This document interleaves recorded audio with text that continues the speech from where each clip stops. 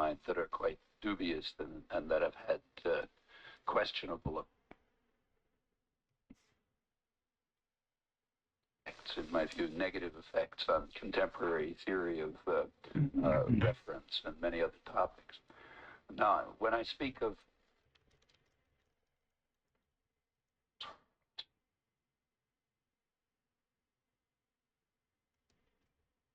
that they prove on the think, in my opinion, in many ways, it picked up and recovered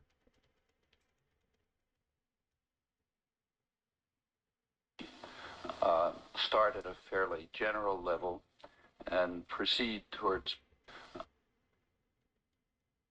course that was suggested for Luigi.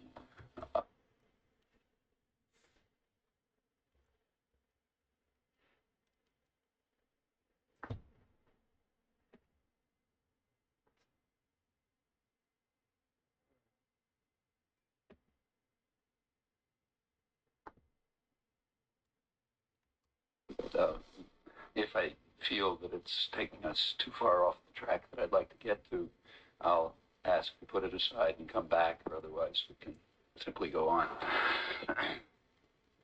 I'm going to follow pretty much the course that was suggested for Luigi, start at a fairly general level and proceed towards more specific questions and issues as time and as shared interest permits and suggests.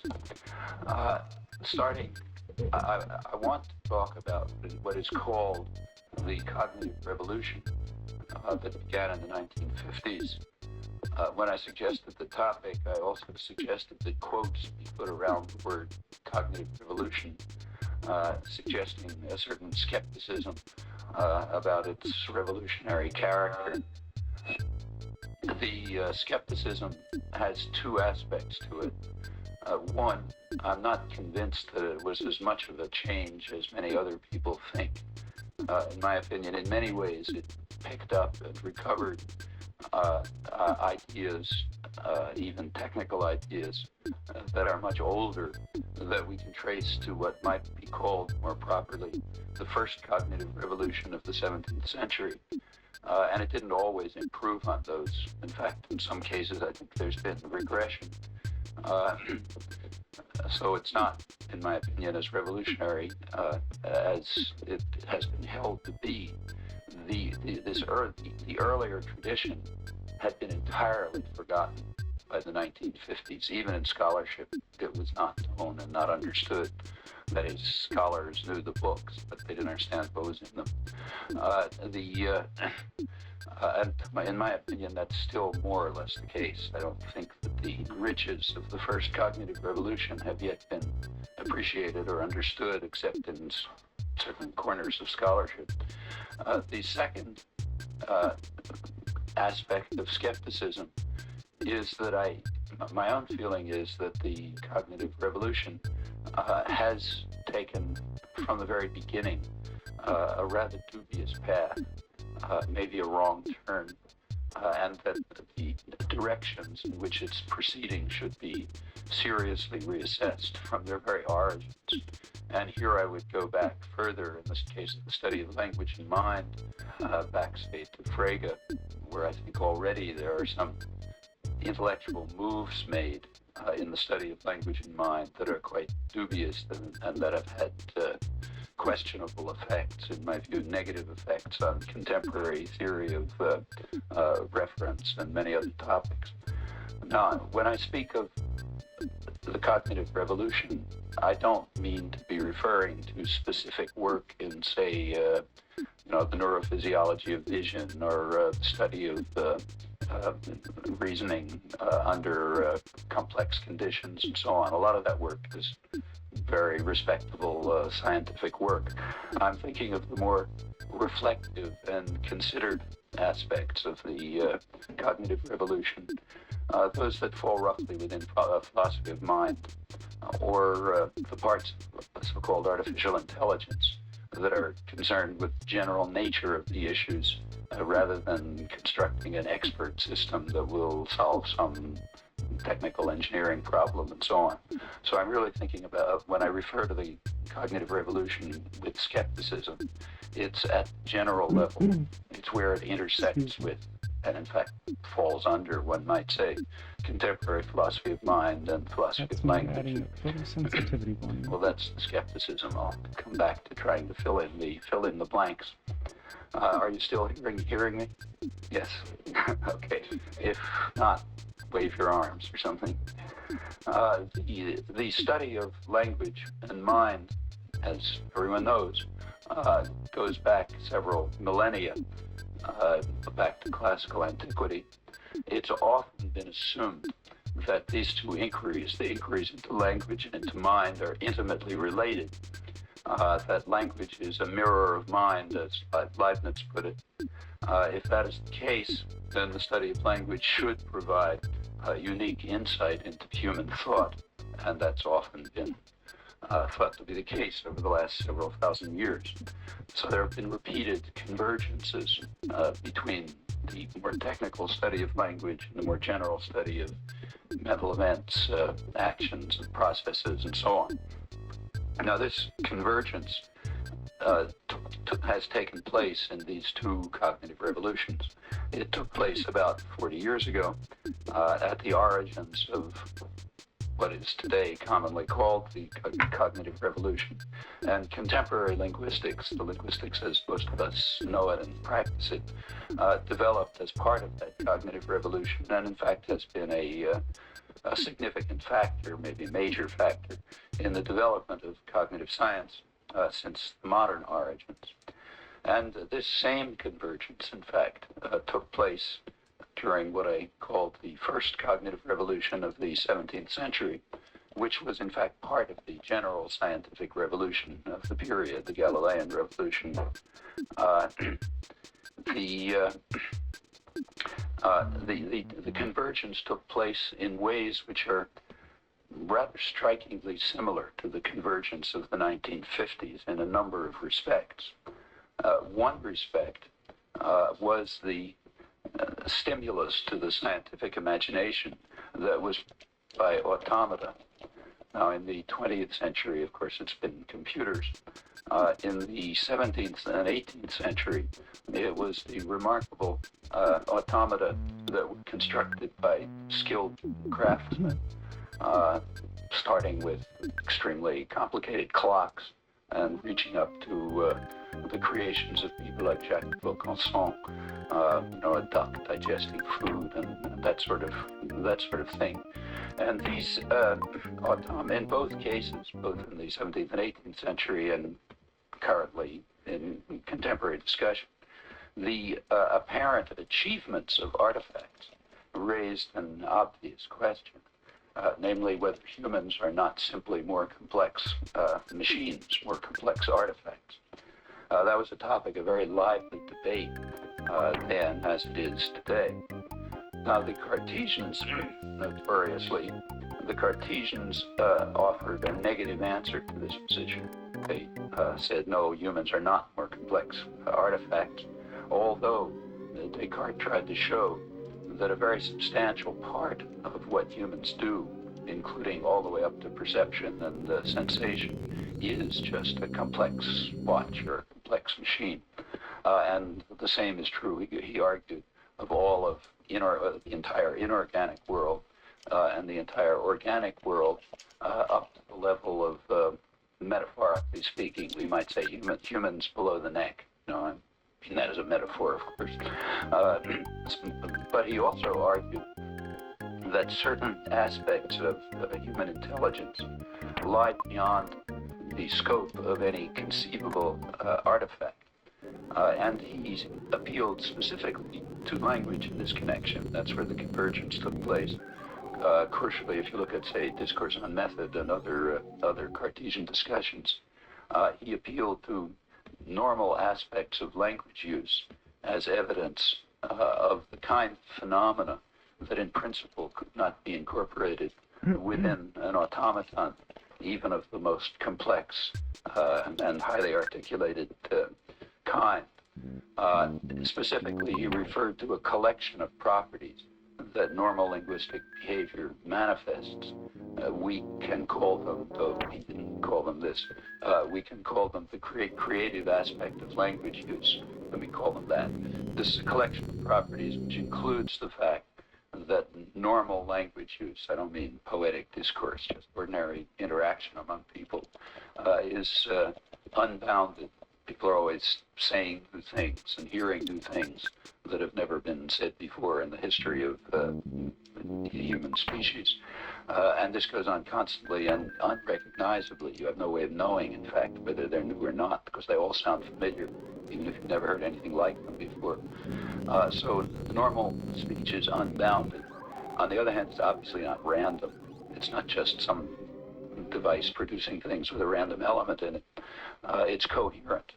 It's appropriate to situations. On the other hand, it doesn't seem to be caused by situations. In fact, it appears to be completely uncaused. That's not to say that there aren't influences, but it seems to be a paradigm example of the general matter of freedom of the will. If you had a complete description of your internal state and of the surroundings that you're in, still the Cartesians argued, and phenomenally they seem to be correct, still you could choose to say something other than what is suggested, maybe even strongly pressured by the internal state and the external environment.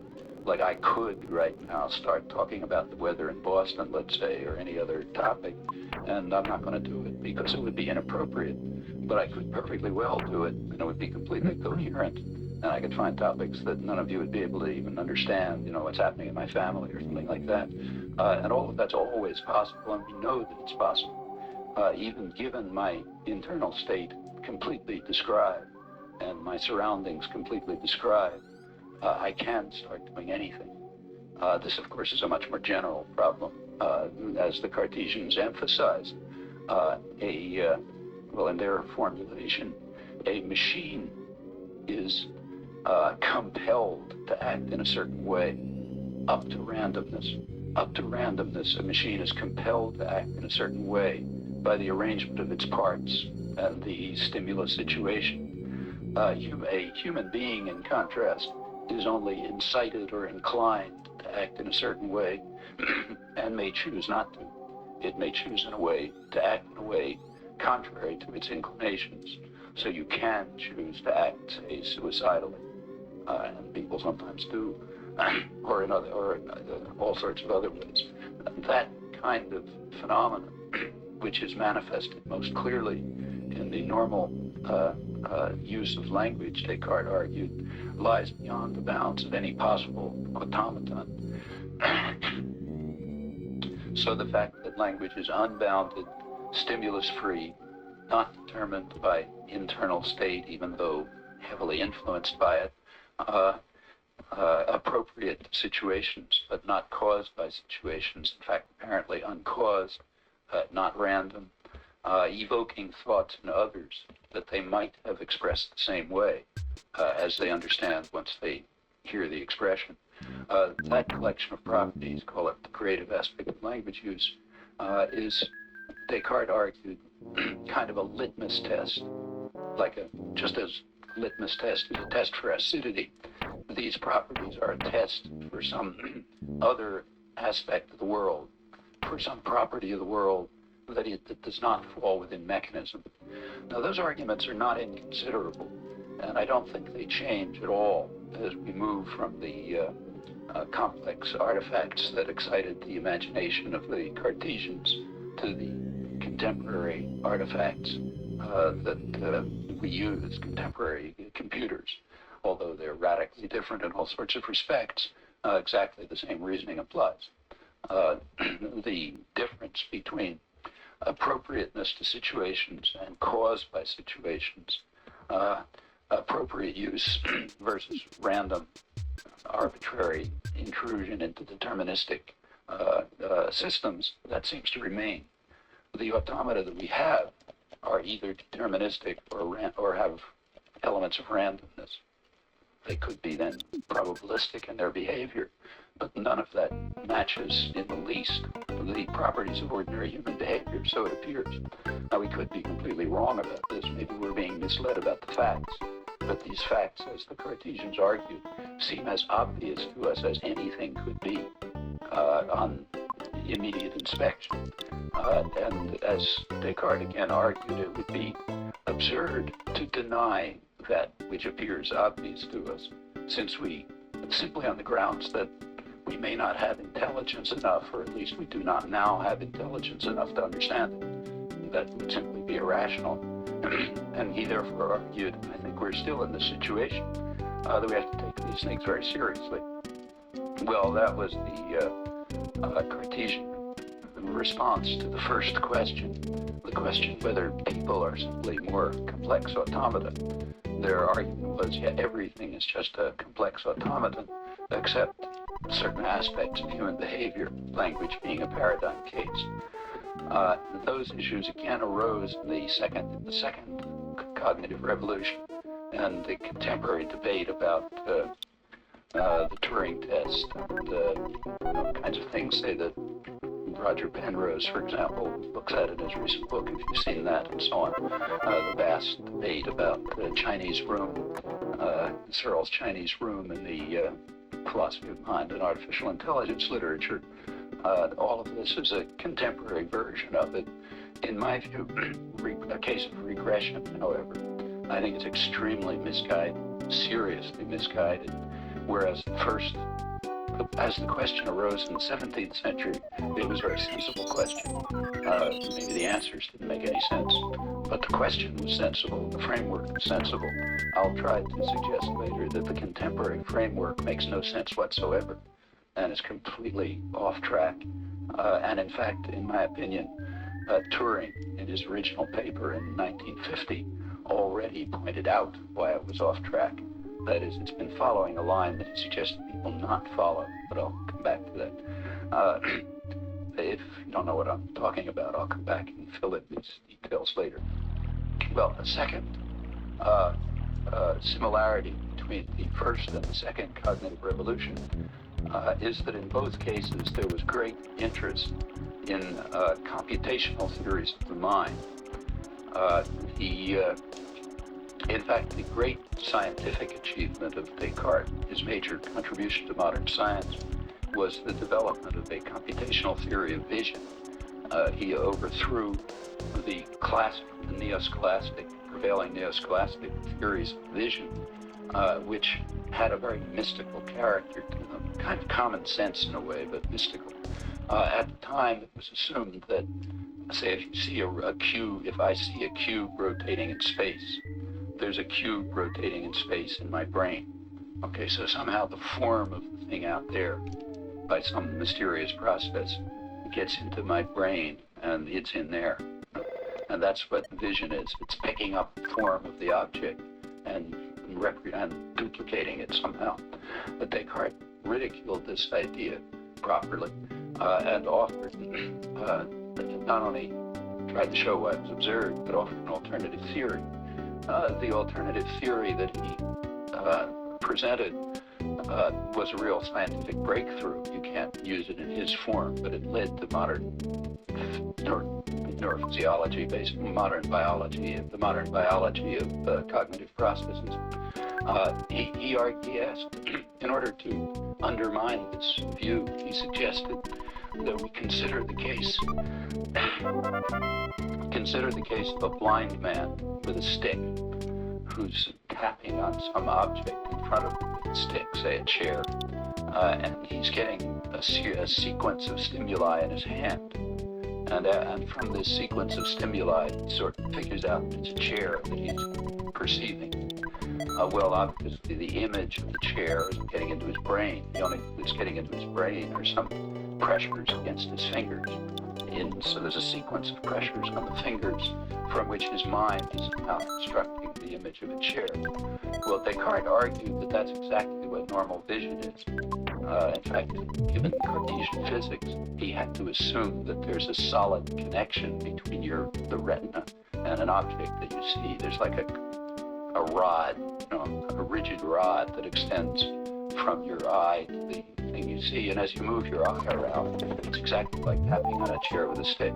It just happens to be that you're getting stimuli on your retina instead of in your hand, but the picture's the same. And he therefore argued that normal vision is just the computational interpretation by the mind, by the brain.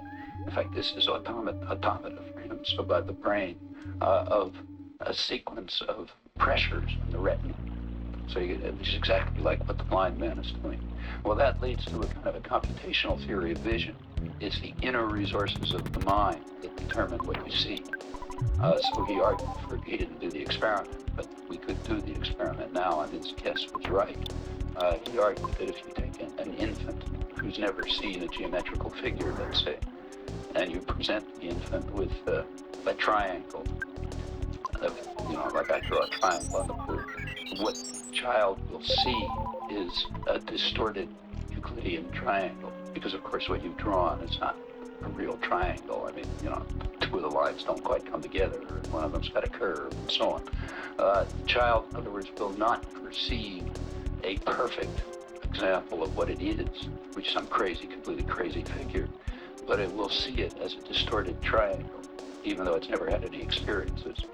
And the reason Descartes argued is a thought experiment, of course, but it's correct. The reason he argued is that the mind operates by the principles of Euclidean geometry, and when a sequence of stimuli, the retina, the child's mind creates the Euclidean, the abstract figure, and that's what's seen. And then you sort of notice that what's out there is kind of a distorted version of it.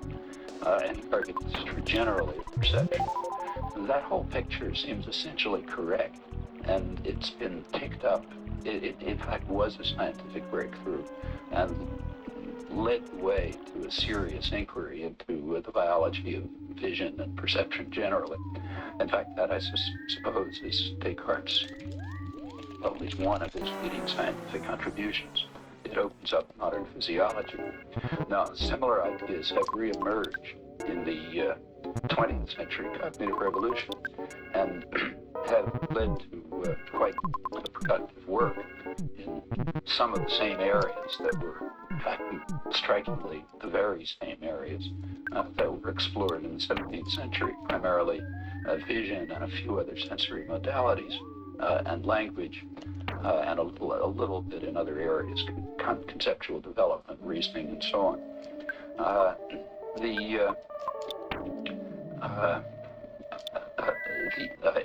In the area of language, the Cartesian revolution did lead at once to efforts to apply this kind of computational point of view. It wasn't regarded then as computational, we would regard it as computation. This computational point of view, which views a mechanical device from a certain abstract perspective, is what it amounts to. In other words, it's carrying out, you view it as having the property of a computational device. That's a collection of states and properties that a device could have. So this account that I gave of the infant seeing the triangle could be redescribed as kind of a software matter, if you like. That conception reemerged, somewhat reformulated in the 20th century. In the Cartesian period, it set off quite important studies of language, in fact, revolutionary studies, developing what was then called rational and philosophical grammar, which just means rational and philosophical just means scientific in our term. So that would be scientific linguistics. It led to a conception of universal grammar, meaning properties of language that are common to language generally, not to specific languages. And of course, that would be a core part of any scientific approach to the study of language or anything else. It also led to the first real studies of the vernacular. That was kind of unusual at the time. You weren't supposed to study Latin or something like that. But there were for the first time, serious investigations of actual languages that people speak, the vernacular languages, French, for example. The very fact that Descartes wrote in French was considered remarkable and a real breakthrough. And this has all sorts of political aspects to it as well. All of these were important achievements, later forgotten, but reconstructed in many ways in the 20th century cognitive revolution. Well, the second cognitive revolution has indeed led to real advances in certain areas, strikingly the old areas, vision, language, a couple of others, I mentioned a few. It's not so clear, to me at least, that it has led to any real progress at what you might consider a second level, the level of reflection about the nature of the disciplines that are concerned with what was traditionally called mental acts and faculties. And that's the question that I want to come back to as I proceed. Some of these questions are substantive, some historical. Let me just start with a couple of words about the second cognitive revolution, the one in the 1950s, the one that contemporary linguistics was part of and came out of, and then go back to a kind of a general look at the whole topic.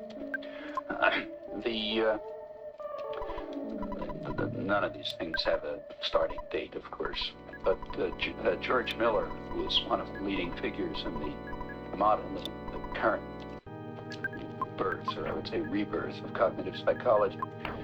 He, in a retrospective talk on this, reasonably traced the cognitive revolution, as it's often called, to a meeting that took place in Cambridge, Massachusetts.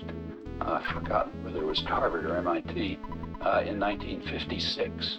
It was a meeting of the Institute of Radio Engineers, IRE. And in fact, most of this work developed within an electrical engineering framework in the 1950s.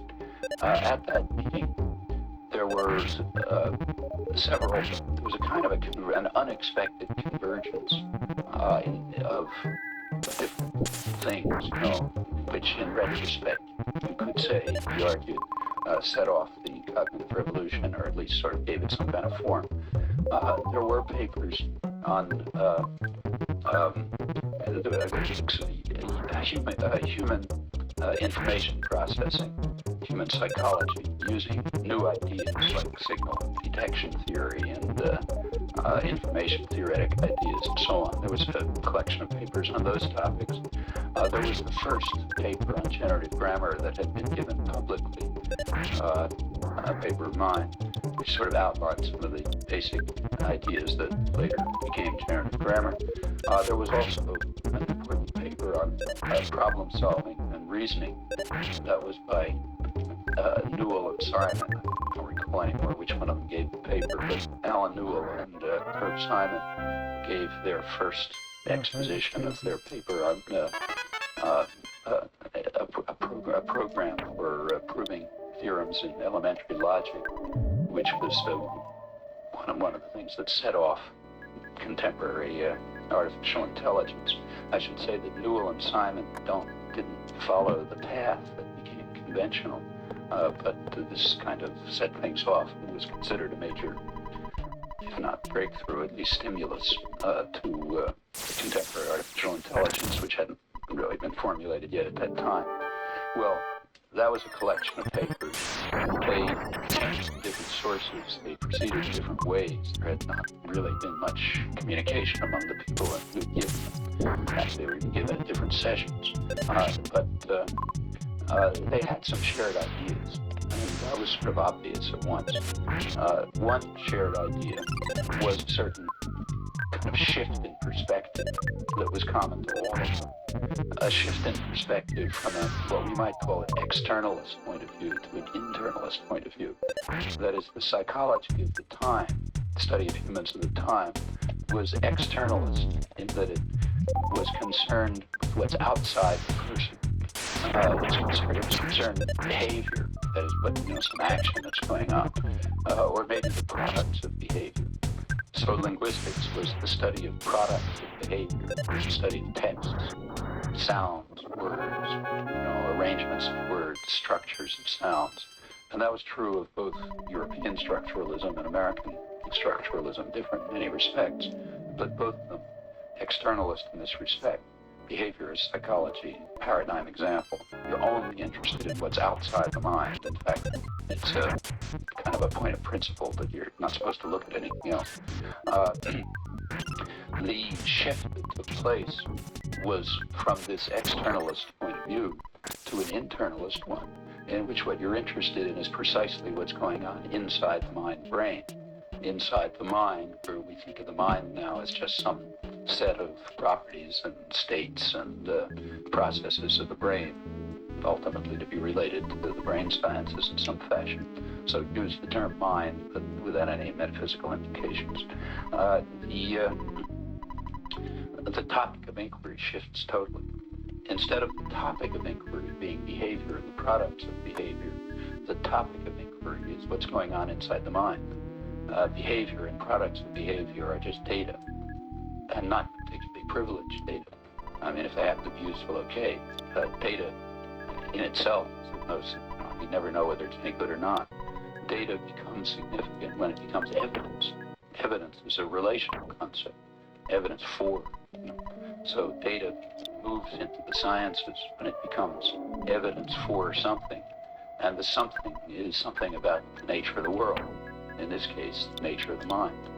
In my opinion, this shift is a shift from sort of natural history or rock collecting or something like that to the beginnings of what might turn out to be science. It's kind of a shift from natural history to natural science, where data and the products of behavior and the products of behavior are simply data, useful if they're useful, otherwise throw them out. Most data are useless.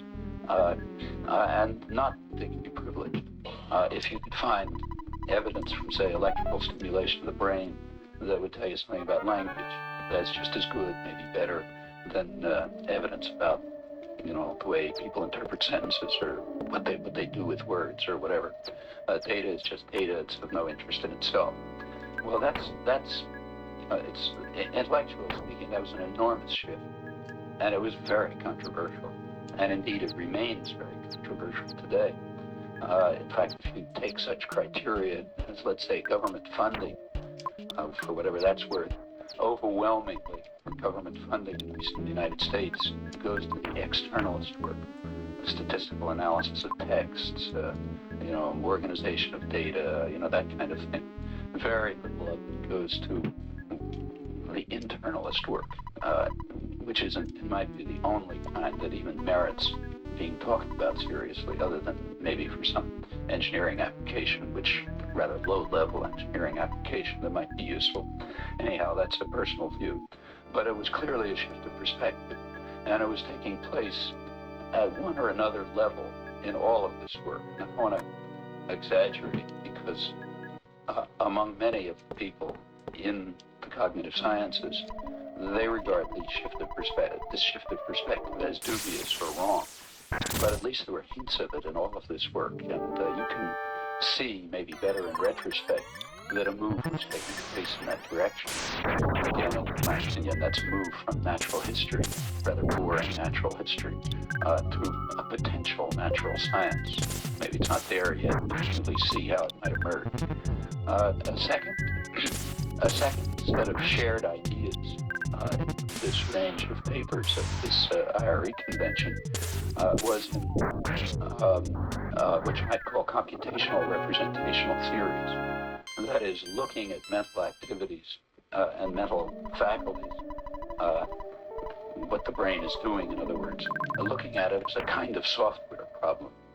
Now, to look at it as a software problem is to take a certain abstract perspective toward the functioning of the machine. It's a perspective that sometimes makes sense, sometimes doesn't make sense. Whenever you're studying a physical object, sometimes a particular abstract perspective makes sense, gives you insight, sometimes it doesn't. That's what science is about. And in this case, there was a kind of an intuitive shared feeling, by saying it, that viewing the brain as abstractly, of course it's purely abstract, as having hardware properties and software properties would be useful.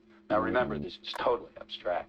I mean, even in the case of a computer, we distinguish hardware and software, but you can't pull out a particular piece of the computer and say, I'm hardware. I mean, everything is just hardware. To say that a computer is implementing some software is to view it from a certain abstract perspective, which may make sense or may not make sense. And in the case of the brain, the questions may make sense or may not make sense, much as looking at the planets in terms of kind of rational mechanics in which, you have mass points observing Newton's laws or something may make sense or may not make sense. It's a matter of to be discovered, not to be stipulated. Now, this point of view was kind of liberating, as it had been in the 17th century. Now, in the 17th century, they didn't talk about hardware and software. But again, in retrospect, I think it makes a lot of sense to reinterpret Descartes' overthrow of the neo-scholastic theory of vision in terms of the picture that I just presented as, in effect, adopting a computational representational point of view and separating the software aspects, the computational aspects, which give you these idealized figures and so on, from the hardware properties like the sequence of stimuli on the finger or the brain and so on. And in fact, in contemporary work, it's often looked like that. So if you read, say, work in the David Marr School, for example, the distinction is made quite explicit and correctly. I mean, it's led to a lot of progress, which is the only mark of correctness. Now, this is a double-edged sword, in my opinion. I think the move to the position where you look at the mental problem activities as software problems was liberating, and it was a move that should have been made. On the other hand, it can also be extremely misleading, and in my opinion, it has long become more misleading than helpful, particularly in philosophy of mind. In fact, here again, I think that the current, especially those areas of philosophy of mind that are kind of around artificial intelligence, including inquiry into Turing tests and so on, have been seriously misled by the metaphors. I'll come back to that. So, analogies and metaphors and abstractions are okay, but you don't want to make sure that you don't get carried away by them into directions you shouldn't follow, and that's never easy to know, of course. Well, that's the general background that I have in mind. I'll try to fill it in as we proceed. Let me now approach the question from an even more general point of view, if you like. Are you still hearing me back there? Yeah, okay. I'm still being able to articulate, so I'll continue.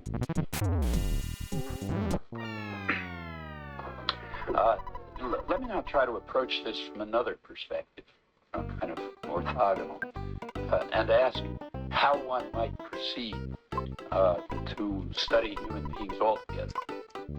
Well, there's one obvious idea.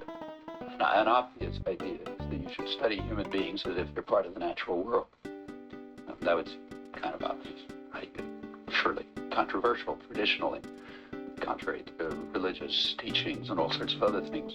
But in the, say, post-Galilean period, it should be possible to entertain the idea that you should study human beings as part of the natural world. Now, that doesn't mean that when you study human beings, you're going to find what you find when you study rocks, obviously. But that's normal. It just means that the method of approach should be as if they're part of the natural world. Meaning what you should do is search for intelligible explanatory theories that give you some insight into what these objects are about, and what they're up to, and how they're constituted.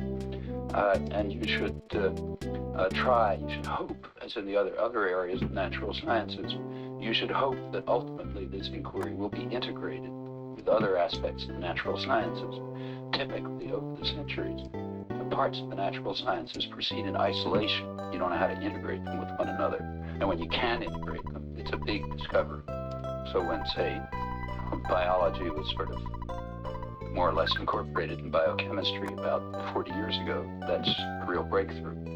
When it became possible for physics to understand for the first time such things as why a solid object can exist, which was sort of incomprehensible to the physics of the 19th century, when it became possible to understand, to kind of incorporate within physics elementary properties of the world, like states of matter, or the properties of solids, or the color of sodium, or the character of the periodic table. In other words, the quantum theoretic revolution. That's real revolution.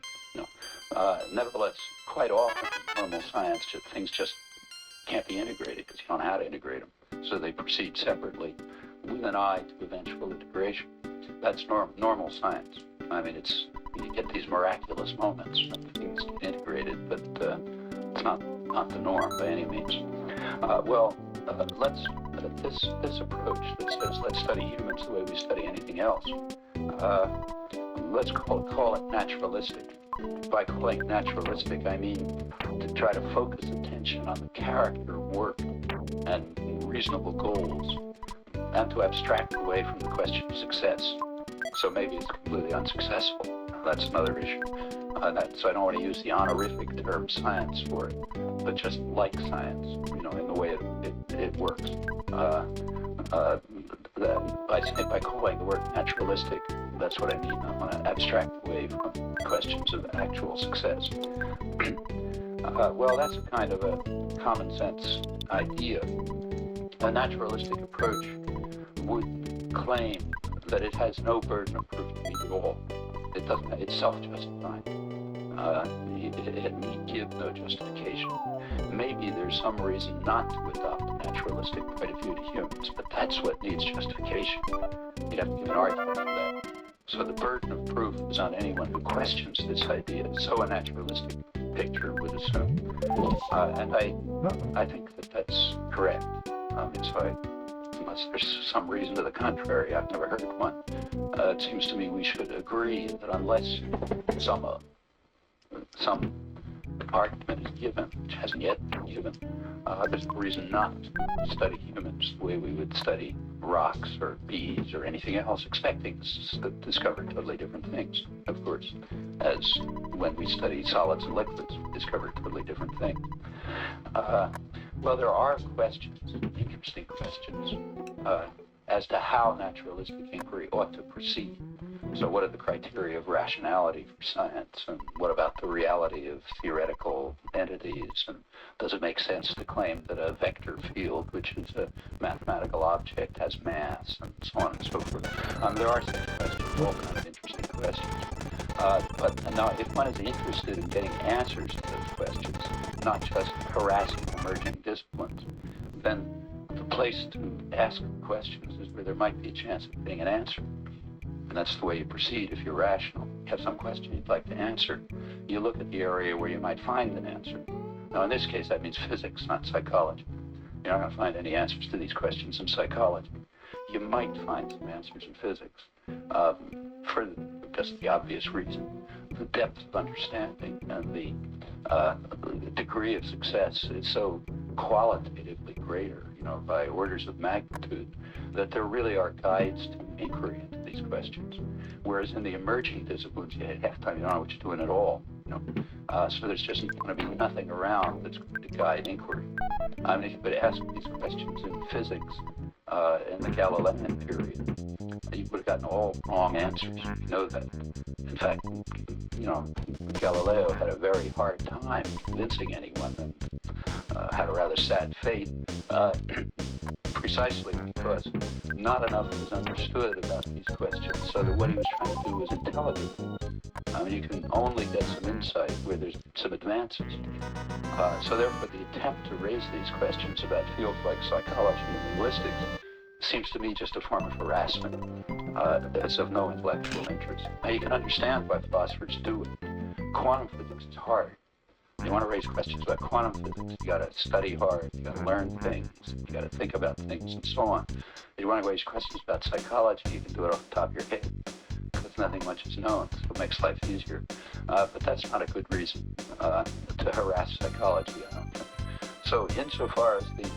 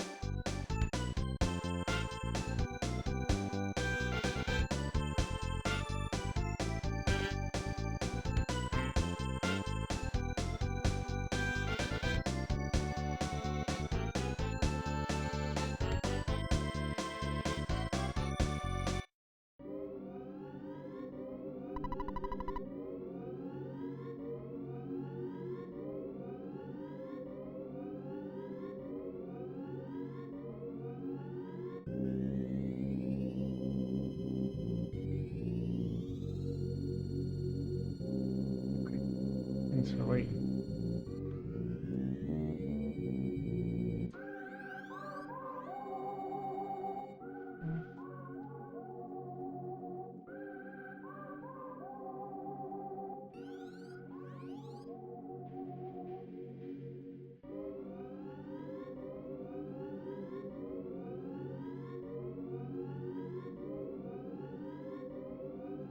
Internet.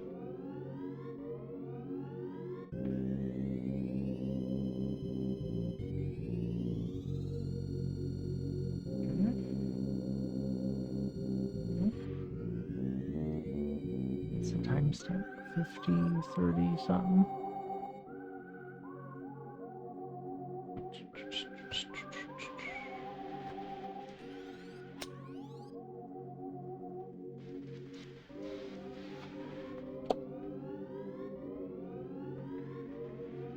Quantum physics is hard. You want to raise questions about quantum physics, you got to study hard, you got to learn things, you got to think about things, and so on. You want to raise questions about psychology, you can do it off the top of your head, because nothing much is known, so it makes life easier. But that's not a good reason to harass psychology, I don't think. So insofar as these general questions arise, I think we can dismiss them. General questions about, unless some special reason is shown to show that psychology and linguistics, have some special methodological problem that, say, physics doesn't have. Unless that's an argument like that can be given. General questions about, say, induction or indeterminacy or all of these things, we can forget about. They all arise in physics, and if anything arises in physics, we can forget about it. If you want to get an answer to the question, look over there, where they really understand something, and there might be some hope of moving forward for some insight. There's no point raising these questions here where so little is understood. So I'll put those aside unless there's an argument. Incidentally, this throws out, by this decision, I've thrown out an awful lot of contemporary philosophy. Maybe unfairly, but I think fairly. A lot of it is just harassment of emerging discipline. So let's put that aside. And the criterion I want to use is this, restated. If some general methodological consideration can be shown to hold of language and psychology, but not of chemistry and geology, then we'll consider it. But if it holds of chemistry and geology, we'll forget about it. Okay, that's the working criteria that I'd like to suggest, and I think it's irrational, based on the assumption that if we ask questions, we'll do it because we want answers, not because we're trying to harass somebody. If we want answers, we'll look at the place where we might find answers. That's the logic of the criterion I'm suggesting. Well, a naturalistic approach to humans then will put aside any general methodological issues that just arise in the course of rational inquiry generally, and will simply take for granted what is done in normal science with all of its uncertainties and equivocations and problems. Always with an open mind, of course, like, maybe somebody will come up with a real methodological question. And then it will proceed to study humans in the way that you study anything else. Try to find an intelligible explanatory theory that gives you some insight and opens up new paths of investigation and leads to new kinds of empirical questions you hadn't thought about before, and so on. That sort of thing. Well, that's the naturalistic approach. An alternative approach which rejects naturalism, we might call, I'll qualify this, let's call it dualistic. A dualistic approach says that humans just aren't part of the natural world, and you have to study them in some quite different way. Now, here we have to be a little more careful, because a naturalistic approach could lead to a certain kind of dualism. So, for example, Cartesian metaphysical dualism, in my view, was completely naturalistic. That is, it was the outcome of a way of looking at human beings naturalistically, and it led to a conception that humans have some special property, just like acids have some special property that bases don't have. There's nothing dualistic about chemistry because it says acids are different from bases, and you can tell the difference by a litmus test. And there's nothing non-naturalistic about Cartesian metaphysical dualism. if it says there's some special property that humans above the neck have, and there's a litmus test for it, namely things like the creative aspect of language use. I mean, that can be wrong, but it's not unnaturalistic. So dualism, I don't mean dualism and naturalism to be exclusive categories. There's a form of dualism, namely metaphysical dualism, the traditional form, which could follow from a naturalistic approach and could even be right. In fact, let's have a look at how it, so the kind of, what I mean by sort of pernicious dualism, irrational dualism, is a kind of epistemological dualism, not metaphysical. One that says we're not allowed to study human beings the way we study other things. There's a law which I state, which says you're not allowed to approach humans by the same procedures of rational inquiry that you apply elsewhere. That may seem to be a crazy point of view, and I mean to suggest that it is indeed a crazy point of view, but I'll also suggest that it's the overwhelmingly dominant one in the philosophy of mind and cognitive science. In fact, maybe almost universal. So I want to take a strong position on that controversial position. So therefore, I'm putting it in the craziest possible form.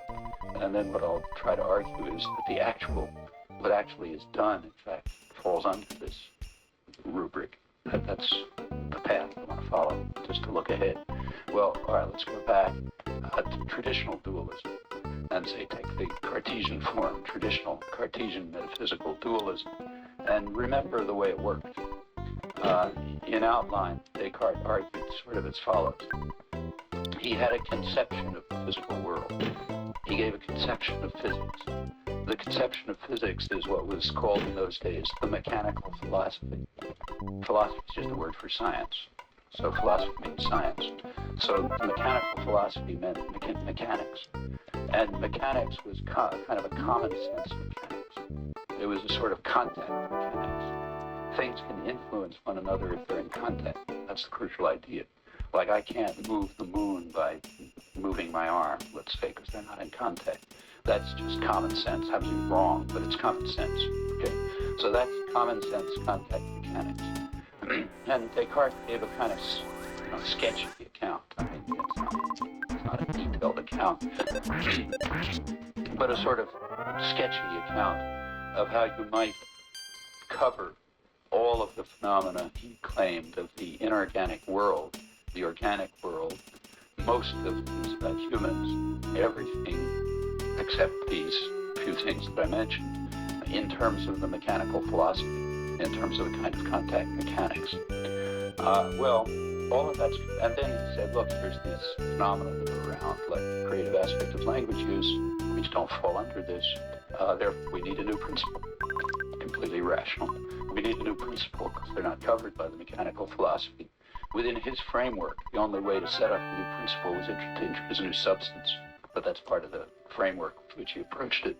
So you introduce res cogitans, another principle, thinking substance, which has other properties. And then from a naturalistic point of view, you have two questions. First of all, what's its character? What is it? What is the res cogitans? Nobody actually knows whether Descartes had an answer to this. If you look at his major book, the Traité du Monde, this big study of the world, there's only 3 volumes. There was a 4th volume, which was supposedly devoted to the mind, and legend has it that he destroyed that volume after he heard what happened to Galileo. Whether that's true or not, I don't know. Maybe all the secrets are in there, like Fermat's last theorem or something. But in any event, there's nothing much around from the theory of mind. But that would have been the problem. One problem would have been, okay, if you've got this separate substance, tell us what it is. The second problem would be the standard unification problem that arises in the sciences altogether. That is, show how this theory relates to other theories. Now, in the terminology of that day, it meant solve the interaction problem, show how mind and body interact. That's the way in which the standard unification problem of normal science is stated in terms of a two-substance theory of the structure of science. And remember, a two-substance theory of science is perfectly rational. It may be completely wrong, but most theories have always been wrong. There's nothing irrational about it. We can, I think, without doing serious violence to it, in fact, maybe even providing some understanding to the history, rethink it in this form. So we have a naturalistic approach which claims to show that a whole range of phenomena of the world fall under contact mechanics. So identifies some phenomena that don't fall into it, invokes a new principle, then should proceed to study that new principle, developing a theory of mind, which would be like a theory of chemistry or genes or something, and then solve the unification problem, show how it falls in with other parts of the theory of the world. And it looks as if it's what Descartes was trying to do in Principles of Philosophy and Traité du Monde and all that sort of stuff. These are the parts of Descartes that nobody ever reads. The parts of Descartes that people read are things like Discourse on Method, which was like a research grant proposal. I mean, it wasn't serious. He was saying, look, support me, I want to work on this topic. Or the Meditations, where he's trying to answer questions that philosophers raised about all this. But from Descartes' point of view, as much as you can reconstruct, it seems that what was important was the science, dioptrics, things like that.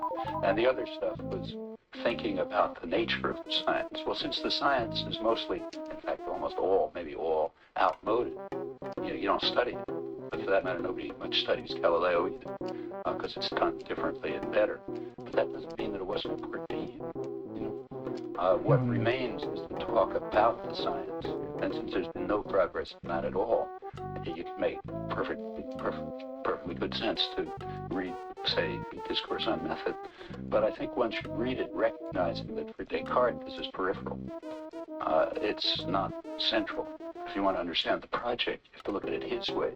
When you reconstruct it his way, I think you find a very naturalistic project, which ends up with metaphysical dualism as a serious proposal about the nature of the world, which could very well turn out to be right, like other serious proposals about the nature of the world. Well, so again, this is dualism, but it's not non-naturalistic. It's naturalistic dualism. Maybe wrong, but naturalistic within the spirit of science. Well, all of this has been ridiculed, especially in the modern period, as the idea that there's, as Gilbert Ryle put it, a ghost in the machine, and then you're supposed to laugh. There's a ghost in the machine, isn't that silly? But that mistakes the problem completely. It's true that Cartesian metaphysical dualism didn't outlast the century, but it was not because of problems with the ghost. The theory of mind, such as it was untouched. What Newton exorcised was the machine, not the ghost. In fact, what Newton showed is, contrary to everyone's expectations, including his, he had a ghost all the way down. That is, even ordinary matter and the most elementary dynamics had ghostly properties. It wasn't just the mind. Everything is ghostly. So Newton showed that contact mechanics amazingly just didn't work. It was true that you could influence things at a distance. Now Newton, the scientists of the day, including Newton incidentally, thought that this was absurd. Newton himself called universal gravitation an occult property. He said anyone with any brains at all can see that it's inconceivable that something can influence something that it's not in direct contact with, yet we seem to have to assume it. Well, not from his point of view. Some major scientists of the day, people like, say, Huygens and others, just threw it out for this reason because it was idiotic. Newton was himself torn by it. He realized that it's just got to be right because it was such a spectacular breakthrough. On the other hand, it made absolutely no sense because it was inconsistent with mechanical philosophy. And what in fact happened is he didn't get rid of the ghost in the machine, but he just showed that all properties of matter are ghostly. It's all a ghost. It's all unintelligible, all the way down to terrestrial motion, planetary motion, which is a big problem. It's a big problem. And it led to a totally new way of thinking science. This has been pointed out repeatedly. Bernard Cohen, who's maybe the major Newton scholar, points out, I'll just quote his version of, he said, by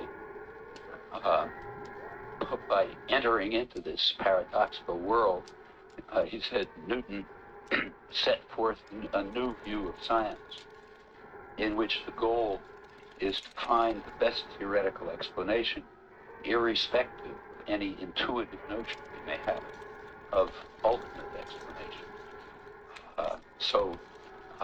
The point is, there is the ghost in the machine, and that's just the way the machines are. The ghost can't do anything about it. The mechanical philosophy appears to be wrong, although it's self-evidently true. It just seems to be wrong. From this point on, we must find his quote. We must be satisfied with universal gravitation. Let's call it UG for short. We'll come back to that. We must be satisfied with UG and that it exists, even if we cannot explain it in terms of the self-evident mechanical philosophy. That's just where we are. Science means accepting UG if you have evidence for it. It provides you with an intelligible scientific theory, even if there's no way of accounting for it in terms of what's self-evident, namely the mechanical philosophy, which you just have to admit is wrong, even though it's self-evidently true. From this point on, people's intuitions about what must be true become irrelevant. They just become irrelevant. So if the way to deal with universal gravitation is through curved space-time, okay. If the way to deal with the universe is through weird quantum mechanical effects, too bad for intuition. If the world really it's made up of, infinite one-dimensional strings and 10-dimensional space, okay, we're kind of stuck with that. Time has a beginning, time has a beginning. Whatever lunatic idea people come up with tomorrow has to be evaluated in some of its merits. Does it yield insight and understanding? Does it help us come to terms with the nature of the world? If it does, it satisfies conditions for rational inquiry, irrespective of our intuitions. The Newtonian revolution, and even earlier, the Galilean revolution, I think that's its essential content. Its kind of general content is sort of that. From then on, you're off on a totally new path. That's why it's really the one real scientific revolution in human history. It just set inquiry off an entirely new path, and that's where we are. We have no other criteria. Common sense criteria are irrelevant. Now, we can't get out of our skins. I mean, you go out in the evening and you see the sun set, and no matter what you know, you still see the sun set. And when you see the moon near the horizon, it's just bigger than when you see it up there. You can't not see the moon illusion. So we see the world in terms of the way we are. Can't help it. Just like we intuitively feel that the mechanical philosophy must be true, because how could it not be? But we have come to recognize that the way we see the world is just another fact to be explained about the world. So if we see the sun set, if we see the moon illusion, and we believe in the mechanical philosophy, no matter how much we try not to, that's just a fact about the world. In fact, it's a fact about a very special part of the world, namely the human mind brain, and the way in which it acts, conceptualizes, and constructs, and so on, and we'd like to come to understand that. And in order to do it, we have to make a kind of an intellectual wrench. We have to take ourselves out of our skins and look back at ourselves kind of reflexively as part of the world.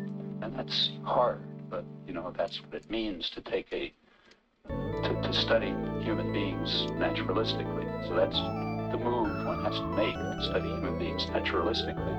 And then the way we look at things in common sense no longer provides a criterion for intelligible explanation, but rather is just a phenomenon to be explained. Now, there's a real problem here, which you can see right off. Whatever the working notion of intelligible explanation is again something that's inside our skins, and we're stuck with that. That's something like a real paradox. We can only, whatever our capacities to carry out rational inquiry may be, say some corner of our brain, which let's just call it science-forming faculty to dignify ignorance with a title, but there's some part of our brain that enables us to carry out rational inquiry and it uses its own resources and its own criteria, which may be as misleading as the moon illusion. You know, maybe it's always systematically leading us away from the nature of the world. If we're creatures of the world, that would not be the least surprising. But there we can't do anything about it, because we're stuck with those. That's as deep as you can go. You can't go beyond those. So if we're systematically misled about the world because of the way our science working faculty happens to be constructed, that we can't do much about. But we can overcome the moon illusion.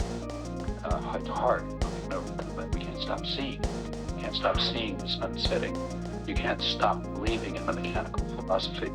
And Newton's intuitions are, at least my intuitions, but that part we throw out. The part that's guiding our search for intelligible theory, we can't throw out. There's no way to get out of that. And there you are approaching something which is kind of like a classical paradox, maybe. But we have to recognize from the naturalistic point of view that we are just a particular organism trying to understand the world. Now we've got to do it our way, because there is no other possibility. Well, so anyway, with the beginning to pass through metaphysical dualism, we've now abandoned metaphysical dualism, but abandoned it in a very special way. It's not that there's a ghost in the machine, it's that the machine has ghostly properties all the way. Maybe it has even more ghostly properties above the neck. If so, okay, but that's just another fact. However, it's already unintelligible to common sense down to elementary dynamics. That's Newton's basic discovery. That's why contemporary discussion ridiculing the ghost in the machine is completely off track, in my opinion. It's just missing the point of what happened. There was no criticism made of the Cartesian theory of mind. You could argue that's because it wasn't substantive enough, maybe. But in any event, it survived all of this intact, such as it was. What did not survive is the theory of the machine. Contact mechanics was thrown out. And the common sense of the next scientific generation is that the mechanical philosophy is wrong. Actually, it took a long time for this to settle in. You know, for a couple hundred years in physics, we were trying to find mechanical explanations. And it really wasn't until probably the 20th century that was given up. You get as late as like Poincaré, he was arguing that the molecular theory of gases we adopt only because of the mechanism. And the only reason we adopt it is because we're familiar with the game of billiards. So it's kind of convenient computing mechanism. And efforts to try to explain things in terms of, you know, ether and stuff like that are an attempt to carry out mechanical philosophy. And it's a long time before this century before Newton's insight was basically incorporated into the sciences. And it's harder maybe to do it in the emerging sciences. But anyhow, I think in retrospect, that's the way we have to look at it. Well, if this is correct, then so I'm being kind of anachronistic when I say that the 17th century exorcised mechanical philosophy. It did in principle, it didn't yet do it in fact. It left the big residue of unhappiness and confusion that took centuries to sort out. But looking back, it seems fair to say, you know, abstractly speaking, that Newton exorcised the machine. He got rid of the mechanical philosophy. Footnote, it's an anachronism to say it that way, but I think an accurate historical reconstruction. And I'll continue with historical reconstruction. Well, one consequence of eliminating the machine is that we've gotten rid of any notion of body or physical or material. There no longer is any notion of the material world. Remember, Descartes could be a dualist because he had a notion of body. Body is not a very clear notion, but it's just a general notion. Body is defined by the mechanical philosophy, by contact mechanics. That's body. Okay. Now, Newton showed that's not the way body works. So therefore, we have no conception of body. In fact, it's just a world, whatever it is. You know, if the world has mental properties, it's part of the world. But there is no notion of body. Unless somebody comes up with a new notion, and nobody's ever done that, unless somebody comes up with a new notion of the physical, talk about physicalism or materialism or eliminative materialism, or the mind-body problem, and so on, just seems to be meaningless. Now, if this is correct, something very curious has happened, because people are talking about it all the time. There's all kind of stuff right up to the present about the mind-body problem. And there are theories in the cognitive sciences, say the church ones, called eliminative materialism, which says we shouldn't study the mind, we should just study the material world. And there's a lot of questions about physicalist reductionism. Can we reduce things to physical terms? In fact, this is universal philosophy in these areas. But I don't understand it. Maybe nobody can explain it. It seems that once we have lost the notion of physical, none of this discussion is even meaningful. It doesn't mean anything. You can't have a problem of reducing things to the material if there's no notion of material. And there is no notion of material. What is it? I mean, somebody could say, well, that's what they teach over in the physics department. But the people in the physics department will tell you that's not true, because they expect 2 years from now to be teaching something else. At least if the subject's still alive. So that can't be true. And there is no other notion. All we have is the world with whatever properties it has. There's no notion of material world or physical world. Hence, all of the problems of reduction have disappeared. The problems of elimination of study of the mind in favor of neurophysiology or something don't mean anything.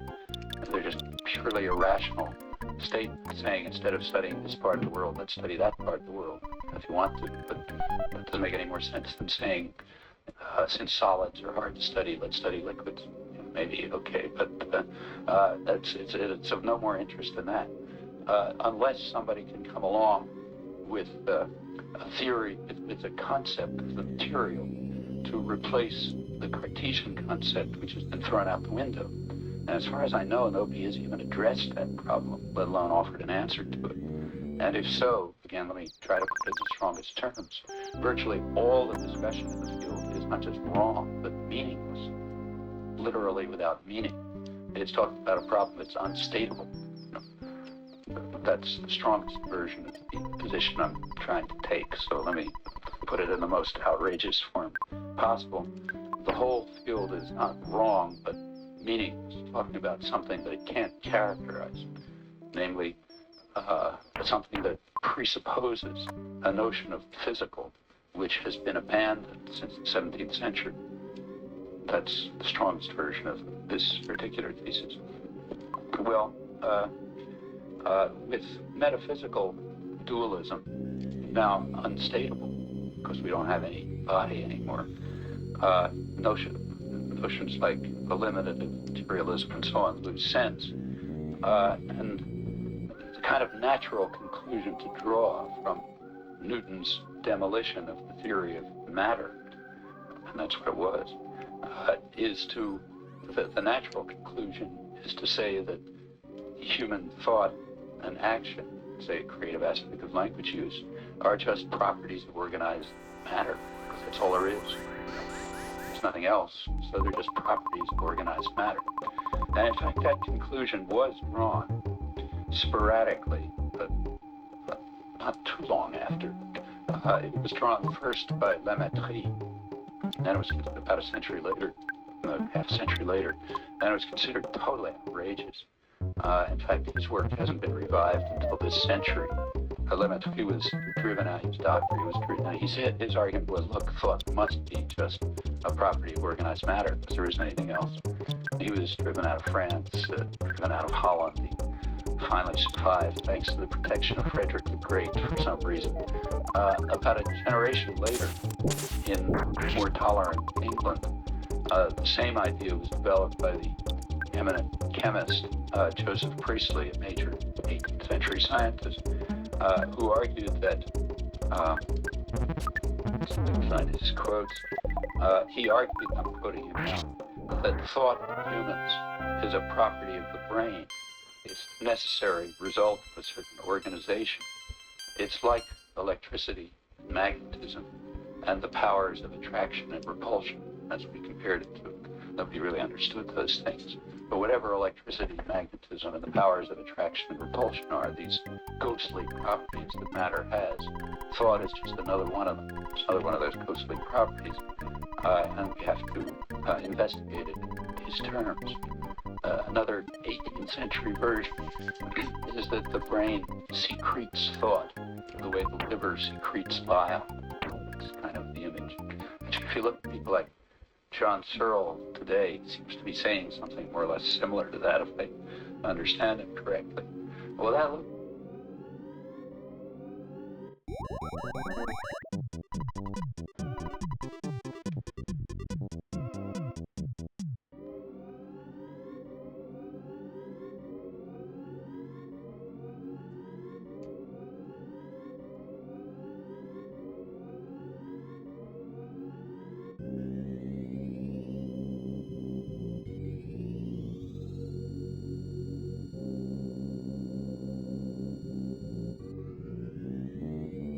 The right move, mainly because there's no other choice. There doesn't seem to be any other move you could make. I mean, since all there is a world which has ghostly properties all the way down to the elementary dynamics, there's nothing to say except that properties of attraction, repulsion, and electricity and magnetism, and later on quantum effects and thought, and whatever else is around, anything that's going on, is just some property of the world, some property of the way matter is organized, where matter now has no meaning. It's just whatever there is. Some property of how whatever there is organized has these features. And a naturalistic approach to humans ought to proceed that way. Well, that leads us to the next question. How can organized matter have these properties? Well, on that question, progress has been essentially zero. We don't know we have nothing to say about how organized matter can have such properties as the creative aspect of language use. In that respect, we're exactly as much in the dark as the Cartesians were. It's not that matter and mind are different kinds of things. That can't be, because there doesn't seem to be any such kind of thing as matter. So therefore, matter and mind can't be different kinds of things, there being no matter. So they're not different kinds of things, but if we think of those terms as descriptive conveniences describing certain aspects of the world, namely humans above the neck versus everything else, then it seems that matter and mind pose different kinds of problems to human intelligence. That appears to be the case. Maybe they'll be shown to be wrong, like there was a time when electricity and magnetism, and for that matter universal gravitation, also posed total mysteries. Maybe we just haven't learned enough. But for now, it seems reasonable to suppose that matter and mind, though not different kind of things, do pose different kind of problems to human intelligence. Well, if that turns out to be true, it would not be in the least surprising to a naturalist. Remember, a naturalist perspective assumes that humans are just part of the world, not angels. They're just another thing in the world. If they're a thing in the world, they're going to have certain cognitive capacities, like rats. I mean, a rat can do certain things and it can't do other things. I mean, it's very lucky for a rat that it can't do lots of things. Because if it wasn't incapable of doing lots and lots of things, it wouldn't be capable of doing anything. There's a logical relation between scope and limits. If you have capacity, if you don't lack capacity to do many things, you can't have the capacity to do anything. Very simple reason. The capacity to do something requires articulated structure. And if you have articulated structure, it's going to rule out all sorts of other things. I mean, the point is obvious in the case of physical growth. An embryo has particular genetic instructions, very rich genetic instructions, which are going to allow it to become a chicken. But that very structure is going to prevent it from becoming a monkey. Okay? So lucky for a chicken that it lacks the capacity to become a monkey, because if it didn't lack that capacity, it couldn't become a chicken. And the same thing, assuming a naturalist, assuming that the world doesn't change somehow when you move to cognitive function, the same thing's going to be true about cognitive function. So rats happen to be very good at solving what are called radial mazes.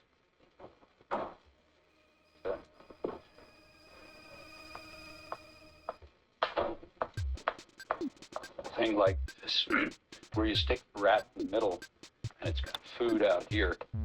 These are kind of like spokes of the wheel, And the trick is to learn how to go down each path exactly once. Like, remember, you didn't move down that path before. And in order to make it as hard as possible, the experimenter will rotate the thing so the rat can't be using olfactory cues. You know, remember, he smelled his way down there or something. Rats turn out to solve that very fast, probably faster than humans. So they're really good at radial mazes, but they're horrible at other mazes. So, for example, I don't know, if you take, say, a right, left maze, turn right, turn left. If I don't need to start a new game, I think you can't do it at all. This is all I But need. if they can, it's certainly extremely hard. Humans can do it quite easily. If you were to, say, set up a prime number That means maze I have this where a stupid rat game has to chat turn the whole right time. every prime number of branch points, Wow. obviously the rat would never do it in a million years. And the reason is it just doesn't have that concept. Doesn't have that concept in its head. A rat can do a lot of things we can do. You know, like it can build a nest and find its way home and solve radial mazes and all sorts of things because it has special capacities. But it can't do things like a right, left maze, which humans can do. And as I say, it's kind of lucky for a rat that it can't do all That's these crazy. things because that means it has the structure to do other things. Well, if humans are part of it, we just to introduce some terminology, we might distinguish for a rat between what we could call problems and let's call it mysteries. And by problems for a rat, I mean areas of challenges, say intellectual challenges, that can in principle be resolved within the rat's cognitive space. It's got the concepts for it. It may take a long time, but it's got the concepts for it. By mysteries, I mean things that are just outside its cognitive space altogether, like a prime number maze or probably a right, left maze. Okay, the analogy in say embryology would be that becoming a chicken is a problem for a chicken embryo. Becoming a monkey is a mystery. It just hasn't got the capacity to do it. You can't change the nutritional environment of the cell in order to make a chicken a monkey. You know, actually nobody knows that. It's just taken for granted. I mean, rational people looking at the world just assume that. They have no real knowledge of it, you know, to explain it. It's just sort of so obvious, nobody even talks about it. I'll come back to that fact because it's interesting that in the study of cognitive development, people aren't rational that way, the way they are in embryology. That's part of the epistemological dualism I'll come back to. Anyhow, in the areas where we can all be rational without too much trouble, like chicken embryos and rats, the distinction between problems and mysteries is quite clear. Notice it doesn't have to be a sharp distinction. It could be graded, and there could be all sorts of other dimensions and so on. But as a first approximation, it makes sense to distinguish these two categories. And they may even be very sharp. Well, if humans are part of the natural world, same is going to be true of humans. That is, there'll be problems, there'll be mysteries. There'll be intellectual challenges that are within our cognitive reach, at least in principle. And there'll be others that are just not within our cognitive reach, in principle. And if that is true, if there are certain things we can't understand, we should be very happy about it, because that's a consequence of the fact that we can't understand anything at all, okay, for just reasons of logic, same as a chicken embryo. Well, in theory, we can find out something about this.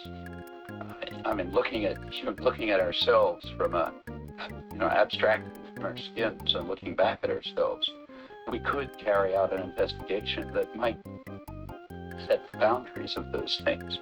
For example, we might discover that there are certain kinds of intellectual constructions that humans are capable of setting up. Like humans, if you look at science, let's say, there are certain ideas that keep cropping up. Like we can study input-output systems. We can study deterministic systems. We can study probabilistic systems. We can study systems with a random element. There's a number of things we can do. And if something can be put into those frameworks, we can deal with it. On the other hand, it may very well be that the creative aspect of language use just doesn't have those properties. It's an aspect of the world that just lacks those properties, exactly as the Cartesians thought, in which case it would just be a mystery for us. Free will, in other words. Same might be true of the question problem of consciousness. In fact, all the old chestnuts, all the questions everybody's been worrying about for thousands of years, where you never make any progress at all. I mean, literally zero. People don't even have bad ideas about it. Like on some areas, you have bad ideas. But in these topics, you don't even have bad ideas. It just looks like you're bumping into a blank wall. I mean, you know as well as you know anything that you're aware of some things, not of others. You know as well as you know anything that you have a range of freedom of choice of action. You can choose other than what is impelled by you. You know that the Cartesians were right in saying that whereas a machine is compelled, the human is only incited and inclined and could decide to resist those inclinations. You just know that as much as you know anything. And it just looks like a total mystery. There isn't any idea, however bad, as to how that might happen. I mean, there are ideas about quantum mechanics and so on, but they don't even reach the level of bad ideas because they always introduce random elements. And we know that this is not random. It's no more random than it's determined. It's somehow appropriate, but not random. In fact, it's just uncaused. Not uncaused in the sense of random, but uncaused in the sense of undetermined but appropriate. And what that means, nobody has any idea. We can recognize it. We have no problem recognizing it. We can pick it out all the time. In fact, pretty easily. We have the foggiest idea what it is. Well, it could be that we're facing something like right, left, maze for a rat. In other words, it could turn out to be true that the domain of the mental for humans is just a mystery, and hence not metaphysically different, because there are no metaphysical differences, but epistemologically different. Part of our mystery space, not our problem space. There's actually a book coming out by an Oxford philosopher now at Rutgers named Colin McGinn, who arguing that Sid Press that philosophy is just the study of mysteries in this sense. That's why philosophy is hard, because it's the study of mysteries. You can never make any progress. Actually, there's a traditional view of philosophy which would make this almost tautological.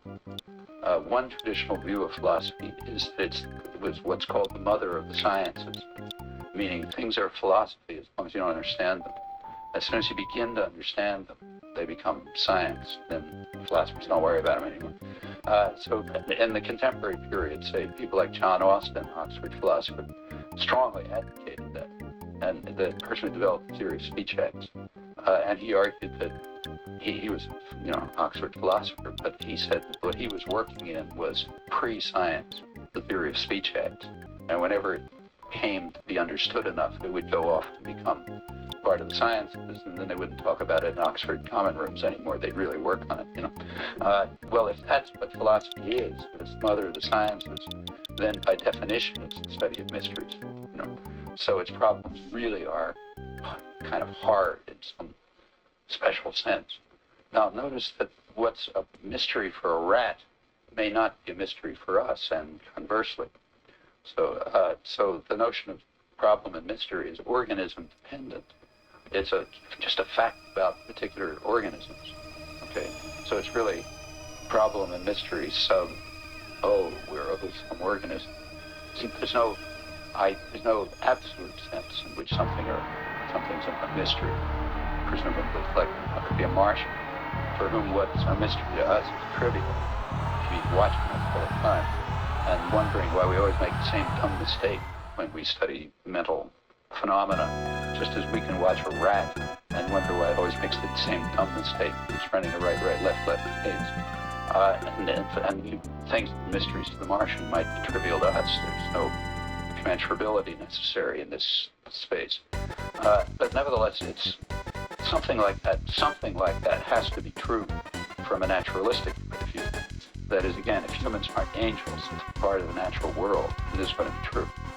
Now, we don't know what the boundary is, but we know it's there. And in fact, coming back to the question of the natural sciences, it would seem that the natural sciences are a sort of an accidental convergence, purely chance convergence between some properties of the world and properties of our cognitive space.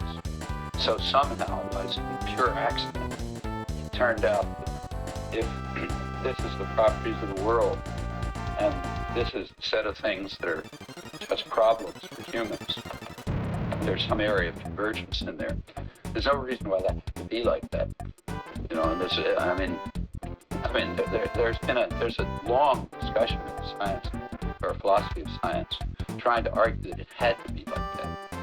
I think this goes back first to Charles Sanders Peirce about a century ago in the early post-Darwinian period.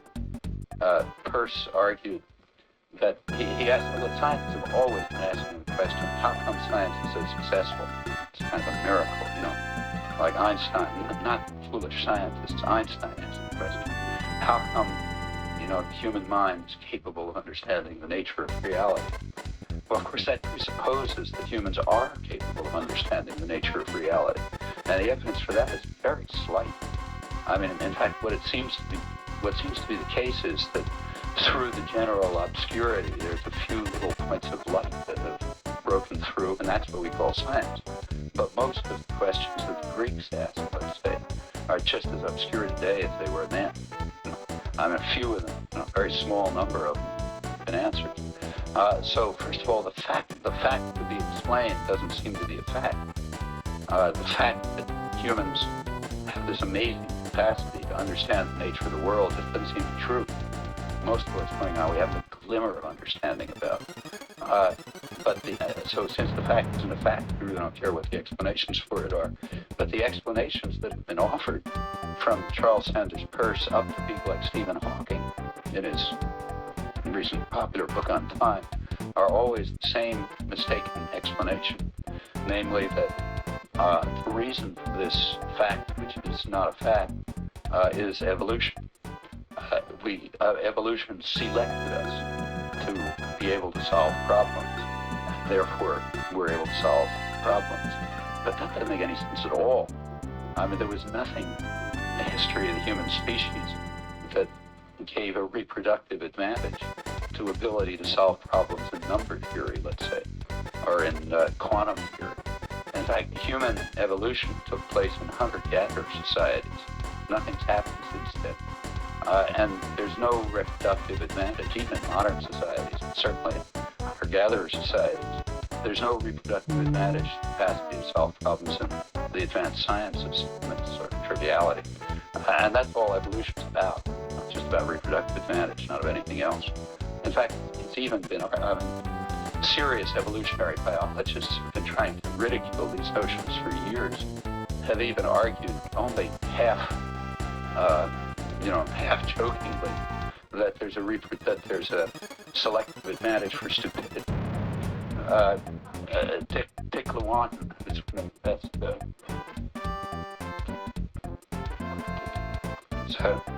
population geneticist at Harvard, one of the main modern evolutionary biologists, trying to debunk all kinds of stories about cognitive development and so on, suggested that if you really look back at hunter-gatherer societies, where all of human evolution took place, and if you consider the people who, for some genetic reason, were more adventurous or more imaginative or whatever, chances are they'll get killed, although they'll be good for the tribe. That is, while all the dumb, unimaginative guys are sitting around the fire, this imaginative guy is going to be out trying to figure out a way to catch the saber-toothed tiger, you know. Well, maybe he'll succeed now and then, in which case it's good for everybody sitting around the fire. But over time, it tends to be bad for him because he often fails and the saber-toothed tiger gets him, you know. So there's a reproductive advantage to being passive, stupid, unimaginative, and so on.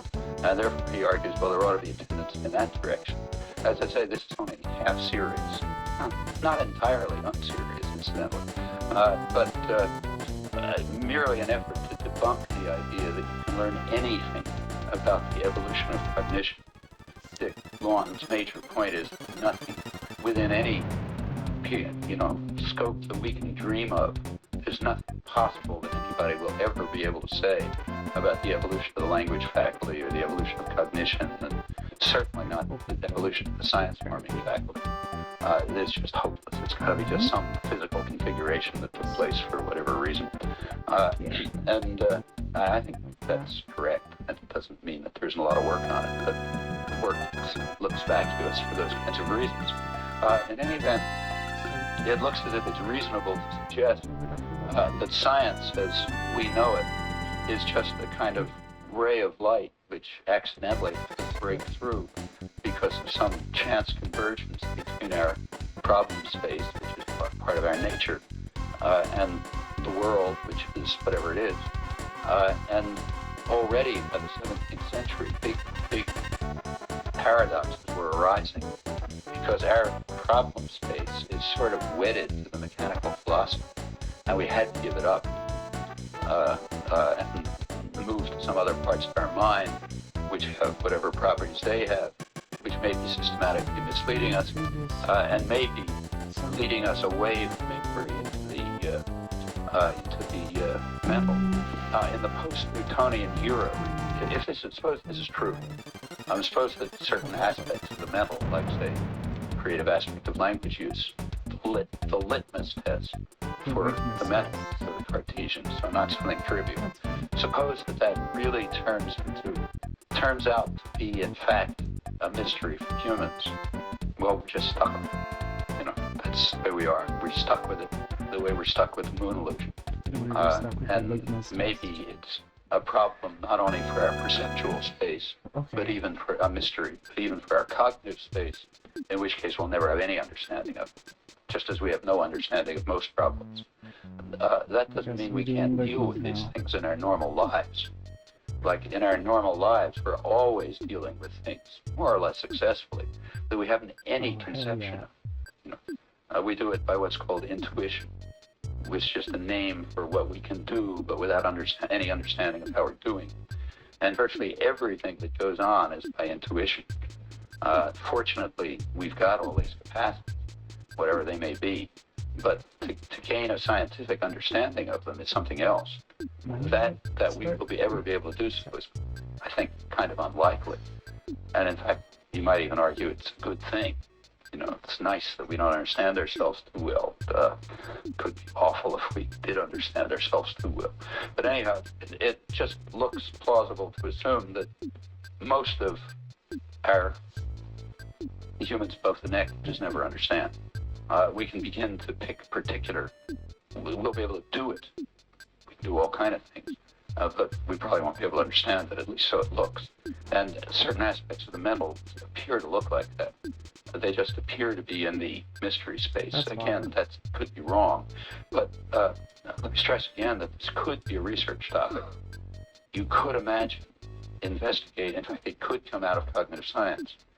It could come out of cognitive science that humans are capable of constructing certain kinds of conceptual structures, like determinism and randomness, say.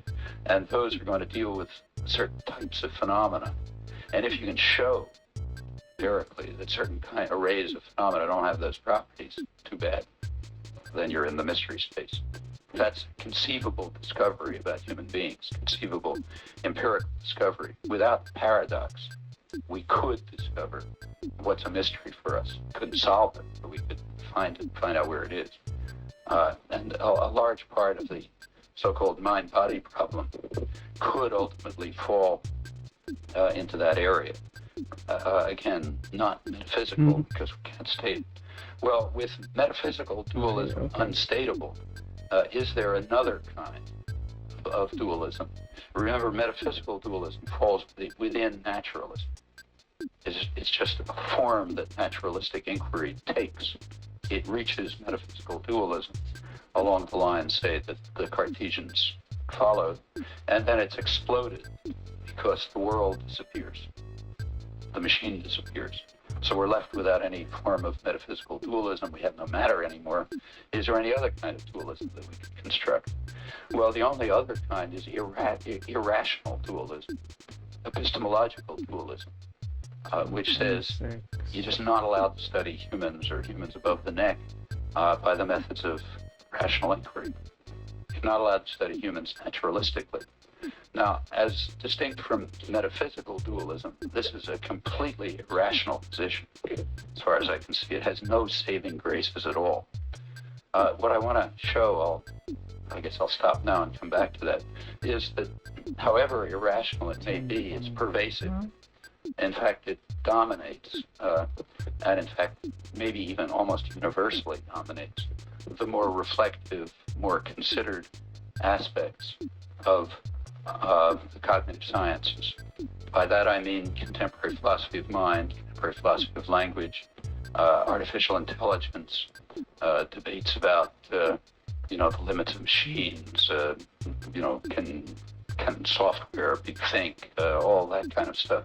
What I want to try to argue is that all of this is ultimately, if you look at it closely, at each point, it's a departure from a naturalistic approach to humans, meaning it's a form of epistemological dualism, hence irrational dualism. Unless you can give an argument for it. There might be an argument for treating humans non-naturalistically, but the burden of proof is on anyone who suggests that. And you await an argument, in other words. If you don't get one, you forget about it. That's what I'd like to argue, and to the extent that that's plausible, the last question, which I'll come back to at the end, is why, I have to show that it's plausible. But assuming that it's plausible, why would it be true? Well, there would be a natural explanation, namely that intuitively we are just dualists. We can't help being dualists any more than we can help seeing the sunset. We see the sunset no matter how much we know, and probably our approach to the world, humans, is just ineradicably dualist. We see humans as having ghostly minds in a physical body, and even if the notion of physical body disappears, we can't help seeing people that way. Just as once contact mechanics has disappeared, and once the Ptolemaic universe has disappeared, we can't help seeing the sunset. Now, with metaphysical dualism, if this is true as an aspect of human cognitive character, if metaphysical dualism is on a par with the setting of the sun, just the way we can't help looking at things, with metaphysical dualism gone, we're forced to irrational dualism. But it's a path we should resist. That's the diagnosis I'd like to give at the end. But first we have to traverse the path.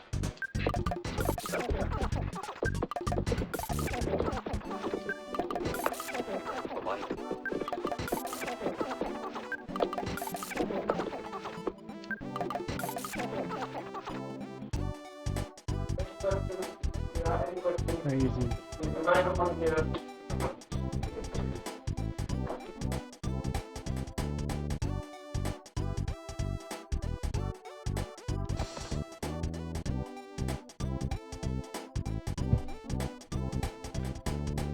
Anthony said it.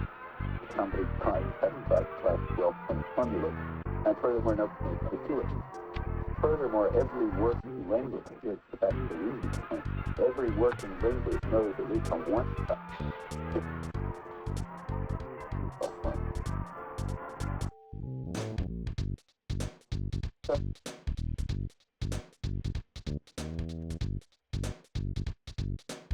But I think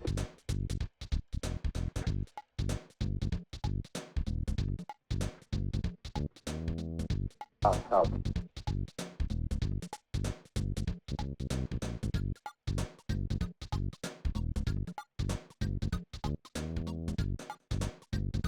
construct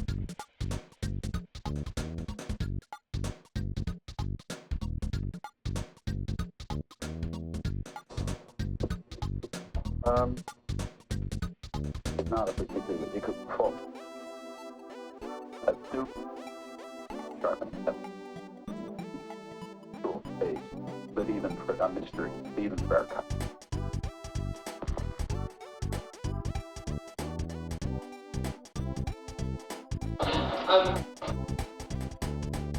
And I stress that these are not, this is no, okay, I think a little improvement, but not a lot.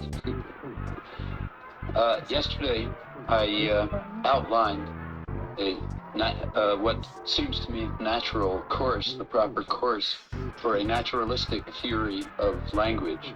I didn't sketch in any details. I hope we can come back to that later.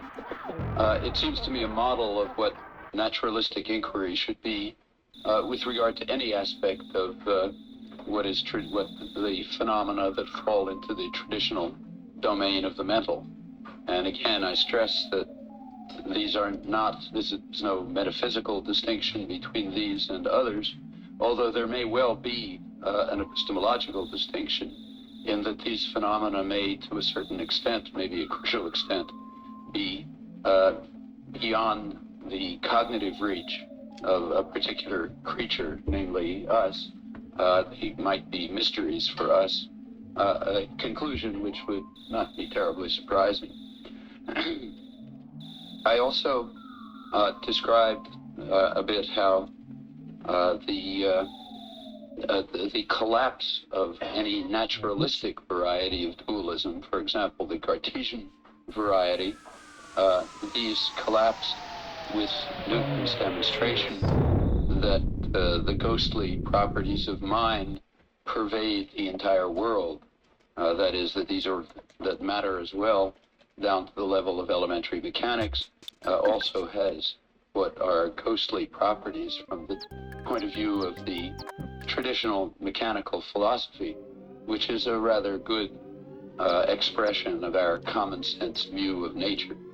With that discovery, we abandon the common sense view, at least for the purposes of theoretical inquiry, and we move to an intellectual stage where we search for the best theoretical explanation without any expectation any longer that it will conform to our intuitions or to our intuitive requirements, which simply are another phenomenon of nature that have to be explained.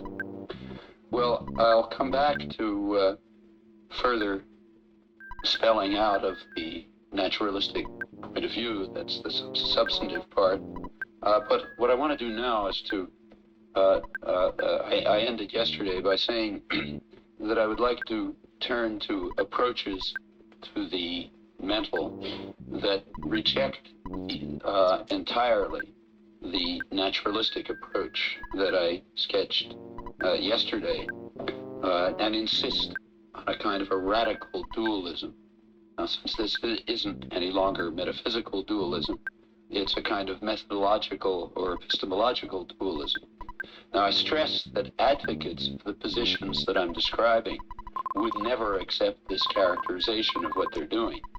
On the contrary, they consider themselves hard-headed scientists pursuing naturalistic inquiry in its most perfect and advanced character.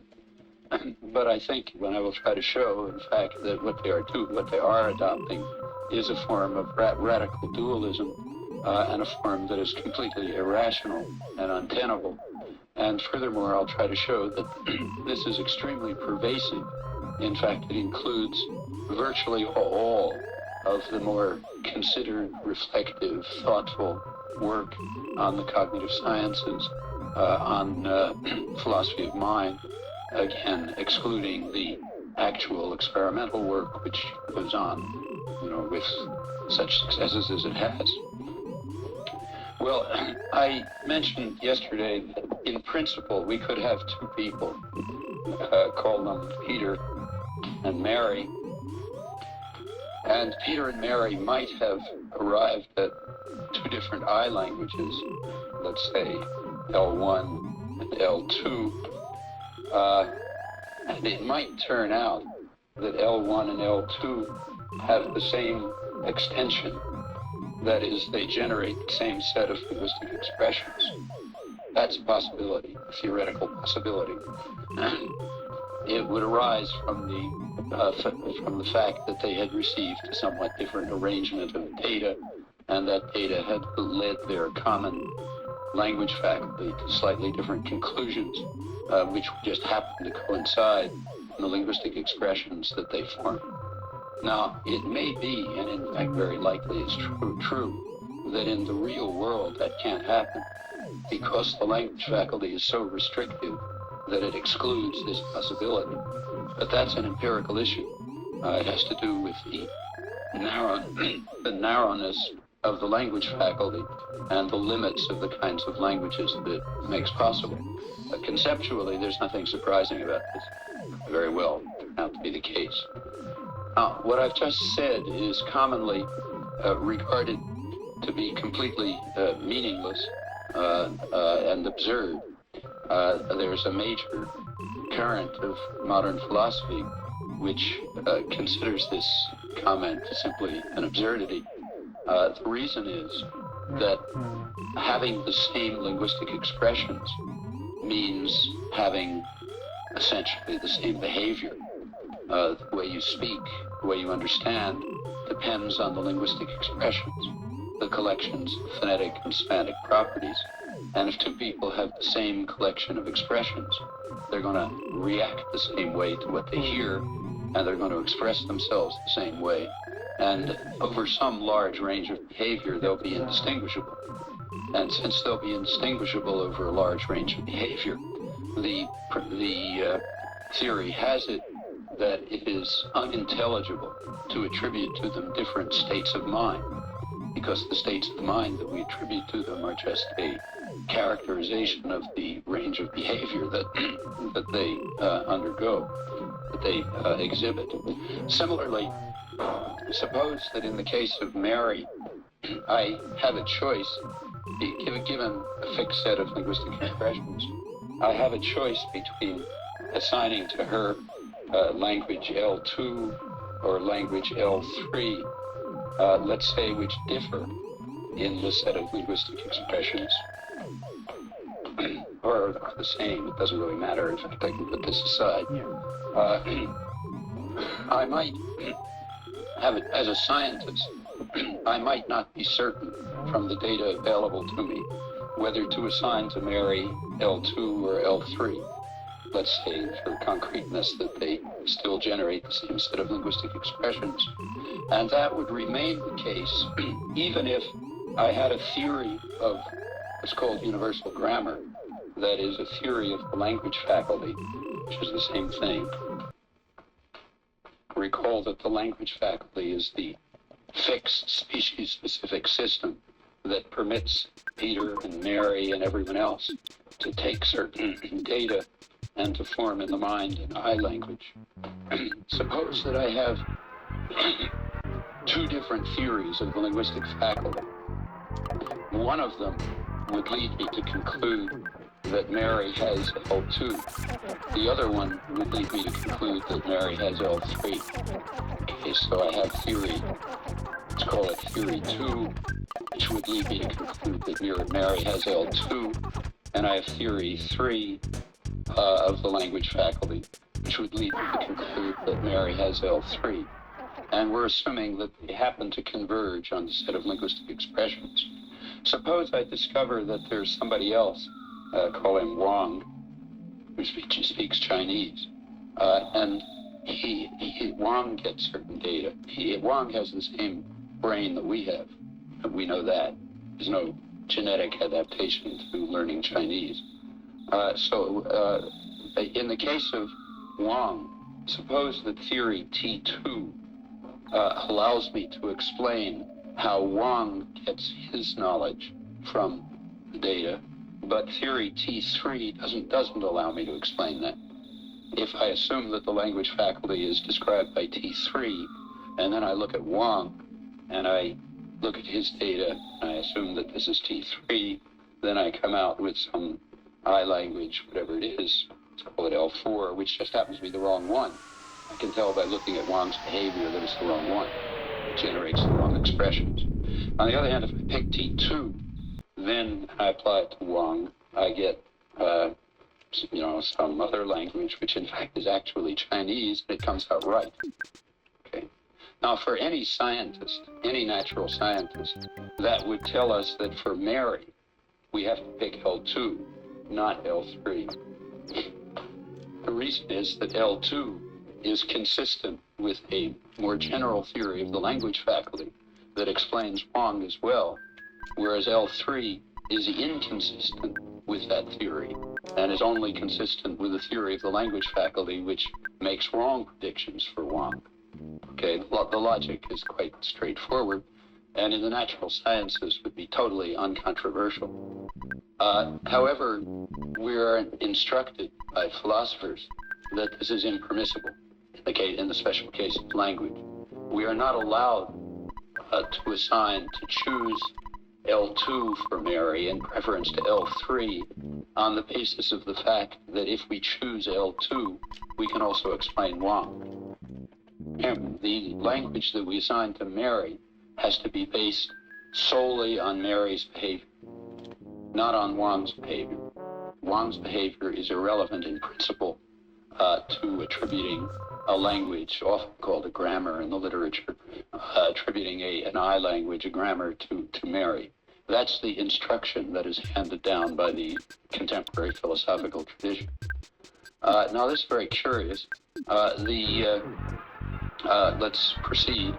The most prominent advocate of this position, the person who more or less established contemporary analytic philosophy, for which this is a crucial principle, is Van Quine.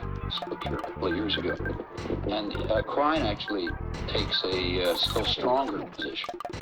He says that if Peter and Mary, if L1 and L2 generate the same formal language, remember that there's another notion here, formal language. Oh, no. Which is a class of well-formed expressions. And there's some problems about this. Nobody knows what it is. But let's put those aside. Let's pretend that we know what the formal language is. Well, clearly you have different classes of expressions that coincide in their signals. They differ in all sorts of other respects. Okay? They differ in how they associate signals with semantic properties and so on. But you could have many, many different sets of expressions which coincide with the same set of well-formed expressions with signals, in other words. If we knew what the set was, we don't, but pretending we do. According to Quine's version, if Mary and Peter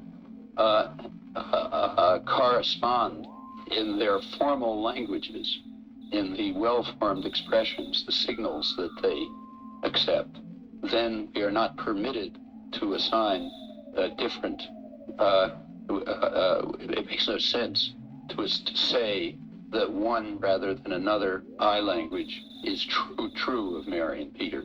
And we're certainly not allowed to assign different ones to Mary and Peter. Similarly, a fortiori, we're not allowed to consider anything about Wang. That's Quine's version of this. As he puts it, if two grammars is just a term for I language, if two grammars are extensionally equivalent, meaning they're the same with regard to formal language, then it is meaningless to claim that one rather than another grammar is in the mind of the speaker. And a fortiori, it's methodologically wrong to appeal to the fact that one decision will allow us to explain Wang, whereas the other decision will leave Wang unexplained. We're not allowed to do that either, because only the class of formal expressions is allowed to, that's the database for the linguist in assigning a grammar. That's the theory. It has a kind of a motivation. The motivation is that the child learning the language only hears signals. And the child learning the language is picking up the I language from the signals. And from that, Quine concludes that it is meaningless for the linguist who he identifies with the child. It's obviously a mistake, but he identifies the linguist with the child. It is meaningless for the linguist to assign different I languages on the basis of the same set of signals when the child just does it whatever way he does. That's the underlying motivation. I'll spell it out as we proceed. Other followers, of course, this is what's called the radical translation model, or has various other characterizations. Others, followers of Quine, like say Donald Davidson, they go even further than this, while accepting this much. Donald Davidson argues that it's a mistake to try to attribute mechanisms to the speaker, to claim that what underlies the behavior is some specific set of mechanisms. As he puts it, it adds nothing to the theory of meaning. That's just a philosopher's way of talking about the theory of language. It adds nothing to the theory of meaning to assume that some mechanisms correspond to the theory. So, for example, if one could find certain cellular mechanisms that are consistent with theory T1, but are not consistent with theory T2, that would be irrelevant in principle to the linguist. So the linguist is not permitted to look at other language. If I say I'm trying to determine Peter's I language, all I'm allowed to look at is the set of signals that Peter accepts. Maybe, if you can convince them that that's too narrow, the set of linguistic expressions that Peter has. I'm not allowed to go on to do what any scientist would do and ask whether one theory of the initial state is consistent with the biological mechanisms and another one isn't. I'm not allowed to ask whether one theory of the initial state is consistent with, say, Wang or Ahmed or, Luigi or somebody speaking a different language. Those moves are excluded. They're barred to the linguist. And the linguist is not permitted to study these aspects of the brain by the methods of the natural sciences. That's the theory. Well, presumably, somebody is allowed to study these aspects of the brain. That is, the injunction doesn't seem to be that no one is allowed to study them. I mean, presumably somebody is allowed to study the mechanisms. Somebody is allowed to study the initial state and to make use of the fact that one theory of it accounts for Wang and another one doesn't. Somebody's allowed to study that, but not the linguist, by the philosopher's stipulation. Well, this is a pure terminological stipulation, obviously. So let's accept it. Who cares? We'll accept the terminology. Linguists are people who, by stipulation, are committed to total irrationality. They're not allowed to study any of the topics that anybody would investigate if they wanted to understand the nature of language. Now, having accepted that terminological stipulation, the rational move is to abandon completely the ridiculous pursuit that is now called linguistics, and to turn to this other subject, whatever it is, in which we're allowed to look at Wang when we try to decide what's the right I language for Peter. And we're allowed to look at biological phenomena if we can find any. In fact, we're allowed to do anything that any normal scientist would do. In fact, that happens to be the actual practice of linguists, which is condemned in this tradition of philosophy, which in a final irony prides itself on its naturalism and its adherence to the methods of the sciences. Now, this seems to me a case of quite radical dualism. And I stress, those of you who are philosophers will know, this is a highly influential tradition. In fact, it dominates a large part of contemporary philosophy of language and mind and feeds over into the cognitive sciences. It seems to be totally irrational. It seems to be a pure irrational stipulation that a certain category, in one building in the university, they're not allowed to study the brain for some reason. You got to go to some other place, and there they can study it. And in that other department, they're allowed to do exactly what linguists are now doing, but they're not allowed to call themselves linguists. That's what it comes down to. So we can accept all that, recognizing that we haven't done anything except, moved around, made some moves. In fact, it's rather reminiscent of a comment that Voltaire once made about metaphysics. He said, it's a game with extremely elegant moves where you always end up where you started. It's more or less accurate in this case. Now, Quine himself has a further extension of this curious theory, he is willing to accept the linguist, remember, is restricted to looking at signals. Okay, just which are the well-formed expressions. And maybe, I don't know why he wouldn't, he should go on at least to say the linguist is permitted to look at the way signals are associated with interpretations in a particular community, but he's not allowed to go any further than that. However, Quine, in more recent work, has been willing to accept certain other evidence that would be relevant, and it works like this. One problem that he discusses is the problem of how to assign phrase structure. So if you have a sentence like, say, John saw Bill, there's a question whether it's, say, 3 different phrases, and that's all there is, or whether it's 2 different phrases.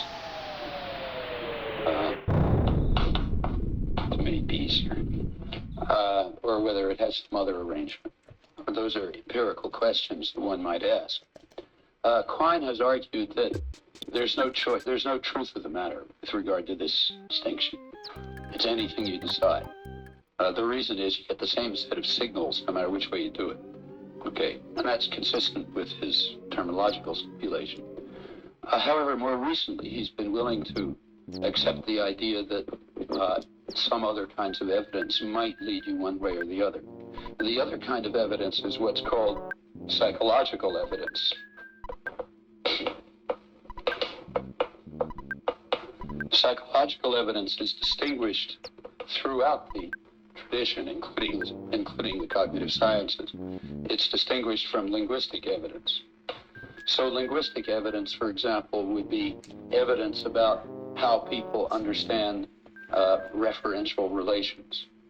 Okay, it turns out, for example, that if you say he thinks John is intelligent, then in English, in fact, in every other language, we know that the person who says this sentence intends he to refer to someone other than John. Okay? On the other hand, if you say his mother thinks John is intelligent, then we don't know whether the speaker is referring to John when he uses he, or whether he's referring to somebody else. So there's a difference between these 2 expressions. Well, evidence of this kind is called linguistic evidence. And there's a whole millions of, huge amount of data of this kind. And it turns out if you use evidence of this kind across many different languages, you get quite strong arguments in favor of this analysis. It tells you this is the way it is, not that way. Then there's another class of evidence, which is called psychological evidence. An example of psychological evidence bearing on this is a set of experiments that were started by Tom Bever about 20 years ago, which referred to perceptual displacement of noises. So if you give a person a sentence, like say John saw Bill, some signal, and a person's listening to it, and you put in a noise, a click, it's called. In the course of the signal, you introduce a click somewhere, and then you ask the person afterwards where they heard the click. Okay?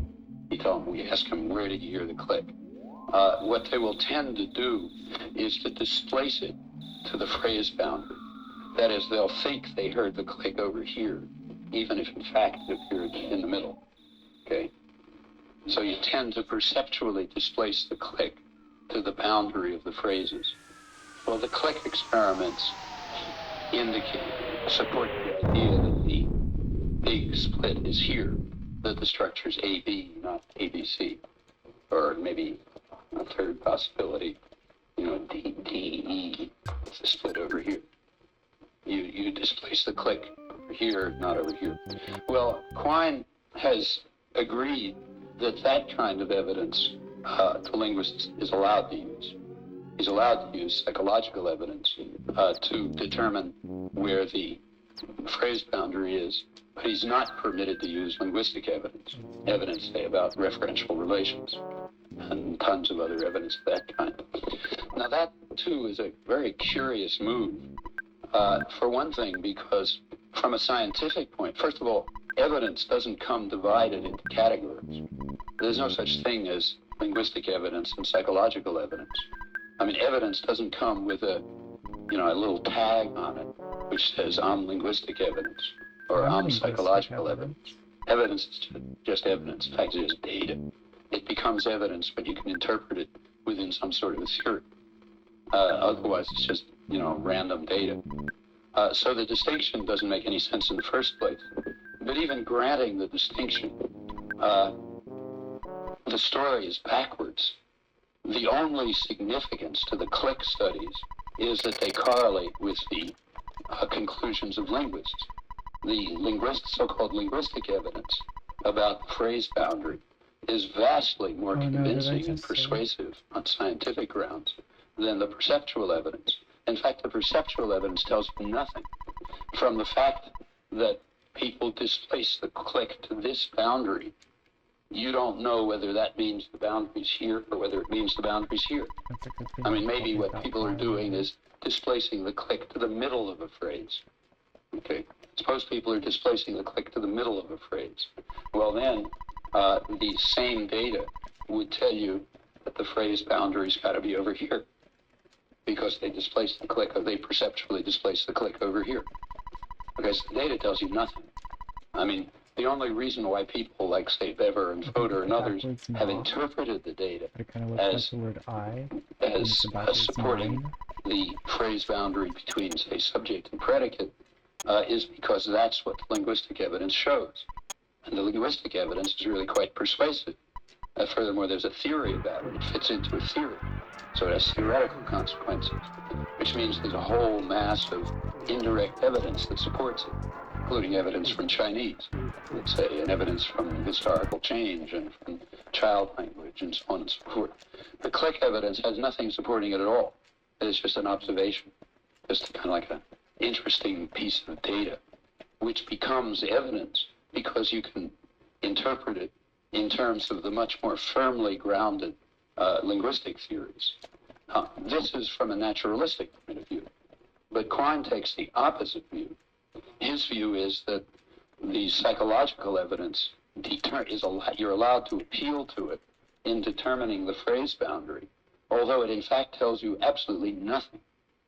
It puts the phrase boundary here if you believe that people displace clicks to the boundary. It puts the phrase boundary here if you believe that people displace clicks to the middle of the phrase. And you can just as well believe one as the other, since there's no reason to believe either. There's no theory about it, in other words. Well, again, these moves are completely baffling from a naturalistic point of view. They make all kinds of distinctions that don't exist. They put matters on their head. They interpret the powerful evidence as weak evidence and the weak evidence as powerful evidence. In fact, they make no sense at all. Now, we can work out, as a kind of psychoanalysis, you can figure out where it comes from. I mean, it comes from a picture of science as something that's done by people who wear white coats and have equipment and do statistics and that sort of thing. Science isn't what people do when they sit around and think about the structure of sentences and, ask their friends what this means and so on. But that's, of course, just nonsense. I mean, the linguistic experiments on, say, referential dependence, if you wanted to, you could dress them up too with white coats and statistics and tachistoscopes and pushing buttons and equipment and so on and so forth. Nobody bothers to do it for a reason that's well understood in the natural sciences, which I mentioned yesterday. You never do experiments beyond the level of precision that's relevant to the questions you're asking. And the questions about phrase structure are well enough answered by the very reliable judgments about sentences like this, which indeed are extremely reliable. You can get those judgments from children, and you can get them they're repeatable. If you want, you could dress them up as more complicated experiments, but that would be as if a physicist were to carry out experiments, to the 10th decimal place when you don't understand the 2nd decimal place. That would be pointless. You don't use more experimental precision than bears on the topic at hand. Now, there may come a time, and maybe it's already come, when linguists ought to go beyond this level of precision. Sure. I think there's some reason to believe that, and should think about more sharper experiments that separate out things that we may be mixing up and so on. If so, fine, you do better experiments. But there's no break between the psychologist who's doing it with a tachistoscope and statistics and white coat and a collection of subjects and so on, and the linguist who's just asking their friends. It's all ways of getting data that you could use as evidence, and I presume that's the origin of the distinction. Maybe something else, but whatever it is, it's a kind of very radical dualism, an extremely sharp departure from the natural sciences. It's hard to imagine, in fact, the sharper departure. And again, this is quite common. This is accepted across a broad range as meaningful. Throughout the cognitive sciences, for example, there's lots and lots of material that claims that if linguists want to really establish their theories, they're going to have to get psychological evidence. The linguistic evidence won't do.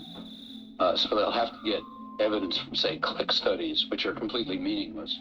And in fact, their only significance is that there's a way of interpreting them so that they correlate with the linguistic evidence. Apart from that, they have no significance at all.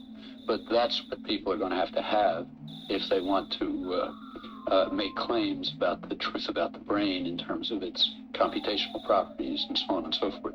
Again, these are very strange moves from a naturalistic point of view, but they are intelligible in terms of a kind of radical methodological dualism, which states that you're just not allowed to study humans the way you study every other creature in the world, by stipulation. Well, another issue that arises in this connection, and that's, again, all over the place, is the matter of access to consciousness.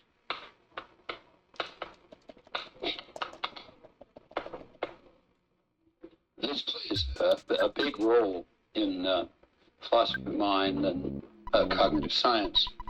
And so I'll give a number of different examples.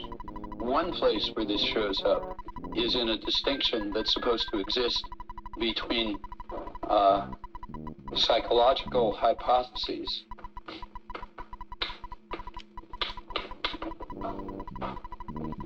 and philosophical explanations.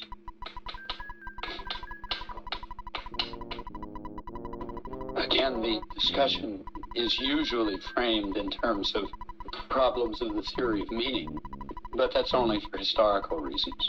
To the extent that the considerations make any sense, they would apply to the study of sound and the study of syntax and the study of everything else. Okay, it just happens that the tradition out of which they come has largely been concerned with meaning rather than phonetics, but the argument's the same throughout.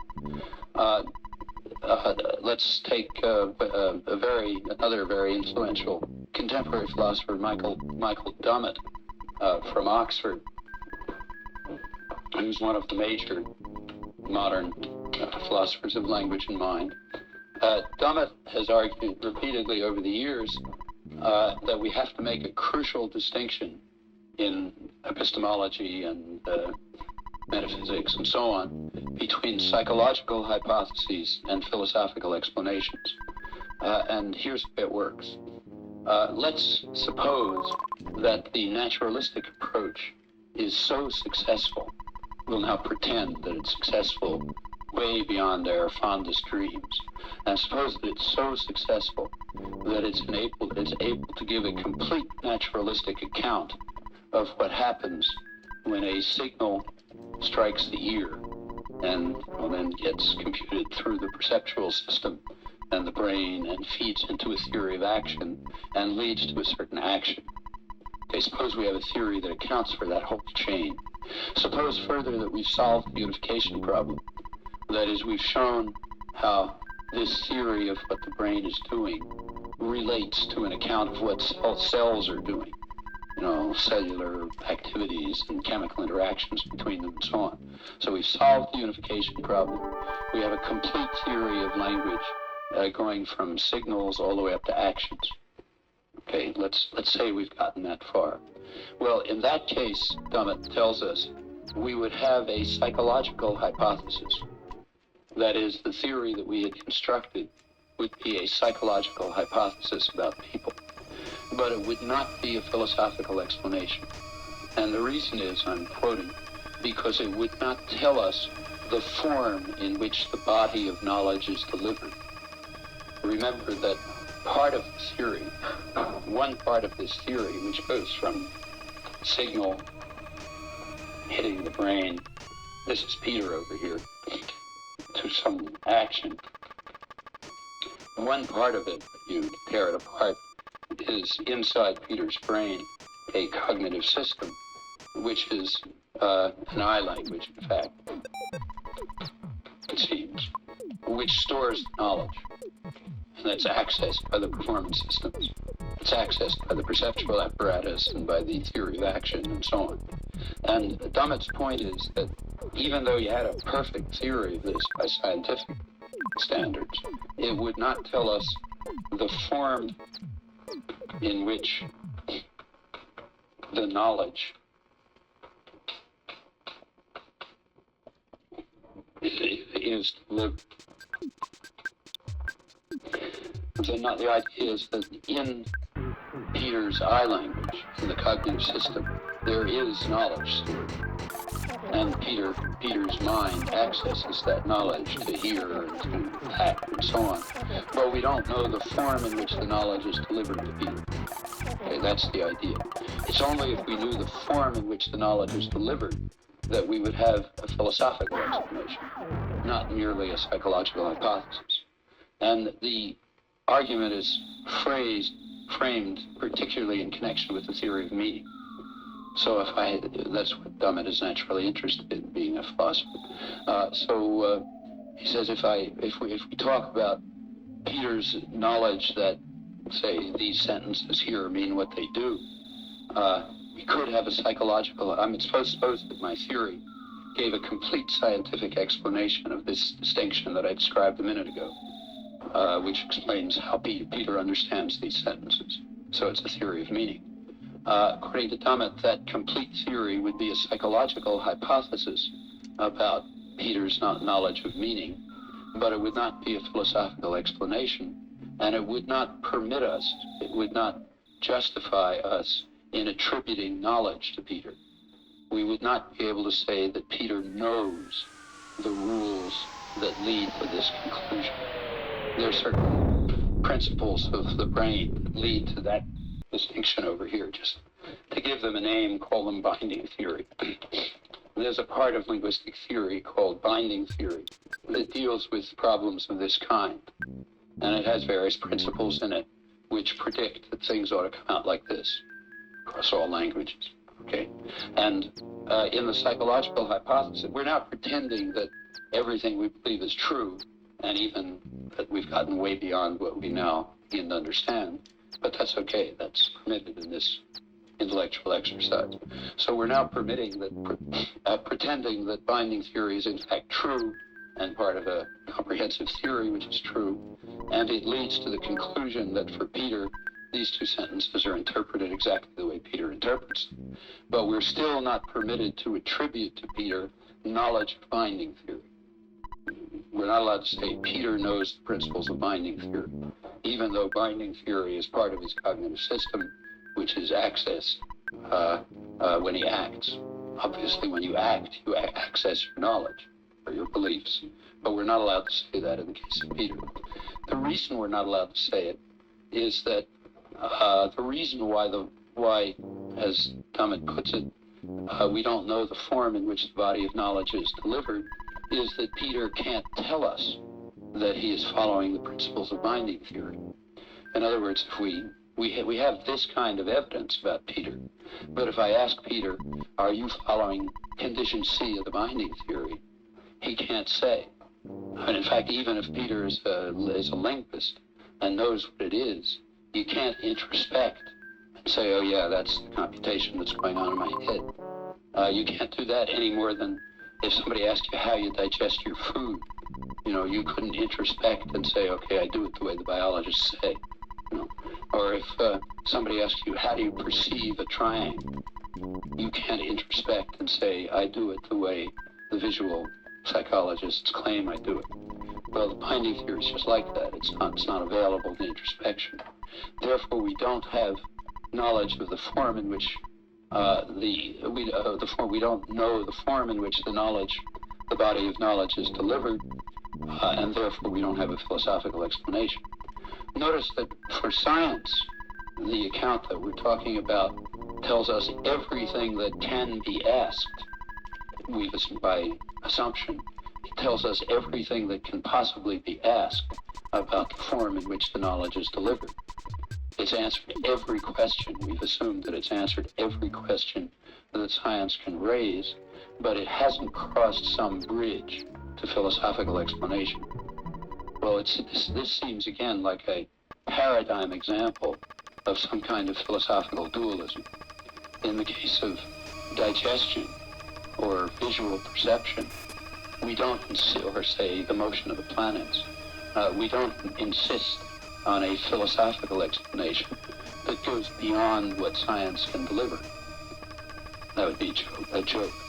And there was a time people used to insist on that, but that's long gone. We now say, look, what science can deliver ends the story. But in the case of the human beings above the neck, so language, we're not allowed to do that. Now, presumably, though Dummett doesn't say so, the same would hold for sound. The same argument applies.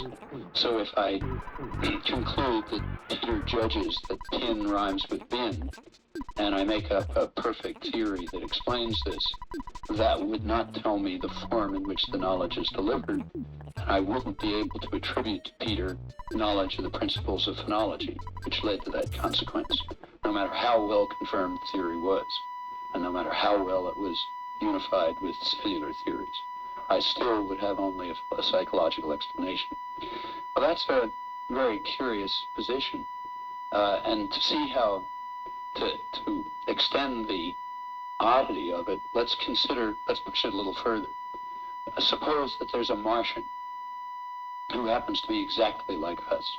He works exactly the way we do, understands everything the way we do, has the same brain, the same theory of our brain applies to his brain. In fact, he does everything exactly the way we do. There's only one difference. The Martian has access to the Martian. The rules of binding theory are accessible to consciousness. And in fact, all the rules of the I language are accessible to consciousness. Okay, he's exactly like us, but he has a kind of an inner eye that inspects his internal computations and sees what they're doing. So if I ask the Martian, I give the Martian these sentences, and he makes the same judgments that we do by assumption. And then I ask the Martian, look, think about it. Have you applied condition C of the binding theory? And the Martian sort of thinks for a while and says, oh yeah, that's exactly what I did.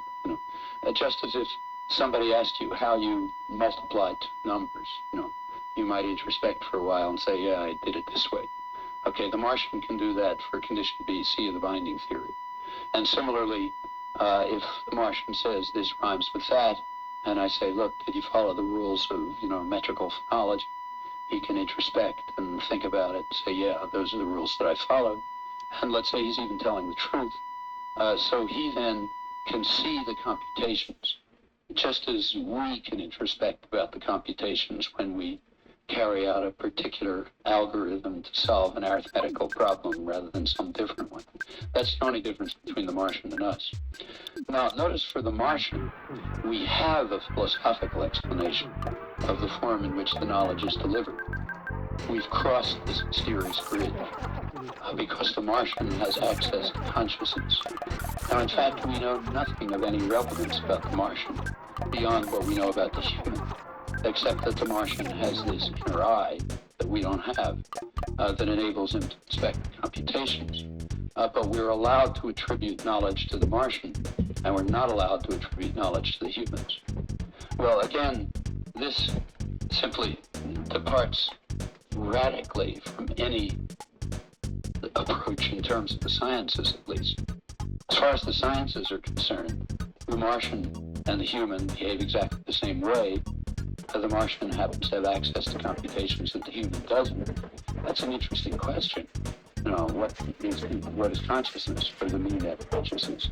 Fine question, but it has nothing to do with the problem of whether Peter and the Martian are following the same rules or have the same knowledge or whatever, just irrelevant. Nevertheless, that's considered critical. The same distinction shows up in another area, what's called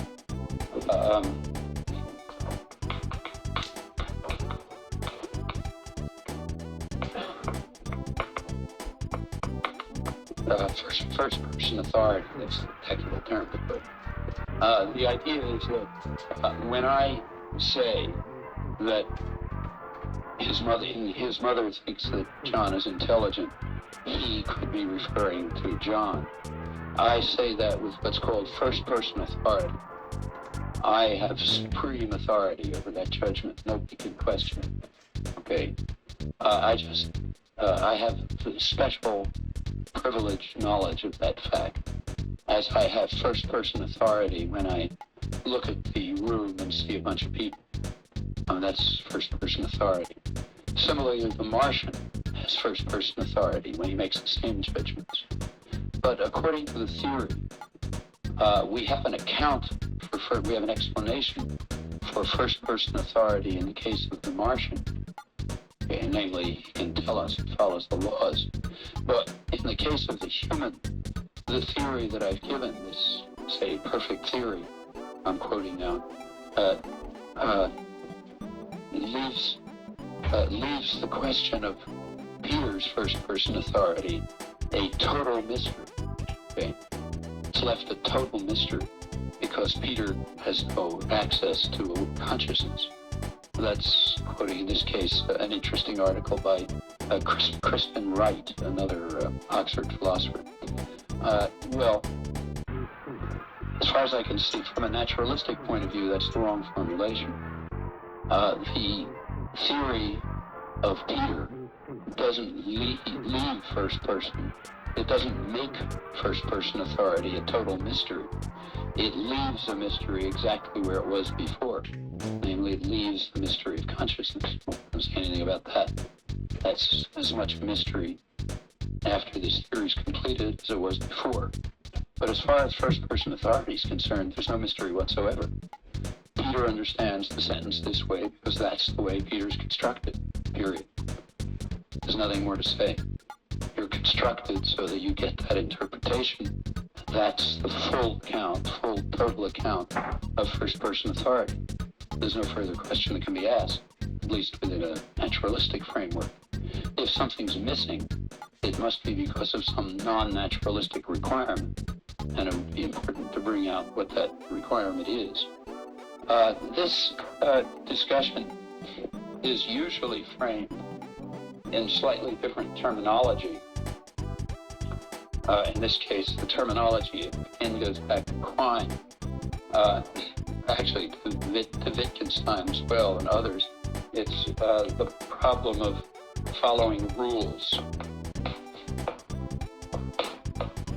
So if Peter is using condition C of the binding theory in drawing that conclusion, the linguist would like to say Peter is following rule condition C. That's how Peter draws the conclusion that these sentences have the interpretation that they have. Okay. Now that's supposed to be a big problem. There's supposed to be a mystery about the notion of following rules. Quine has suggested again that we resolve the mystery by making a distinction between two notions of following rules. One is the notion of fitting rules. Rule here is a very broad notion. It includes, for example, law of nature. Includes law of nature, principle of grammar, rule of chess. It's a very broad notion. Okay, so Klein suggests that we distinguish between fitting rules or laws and so on, and being guided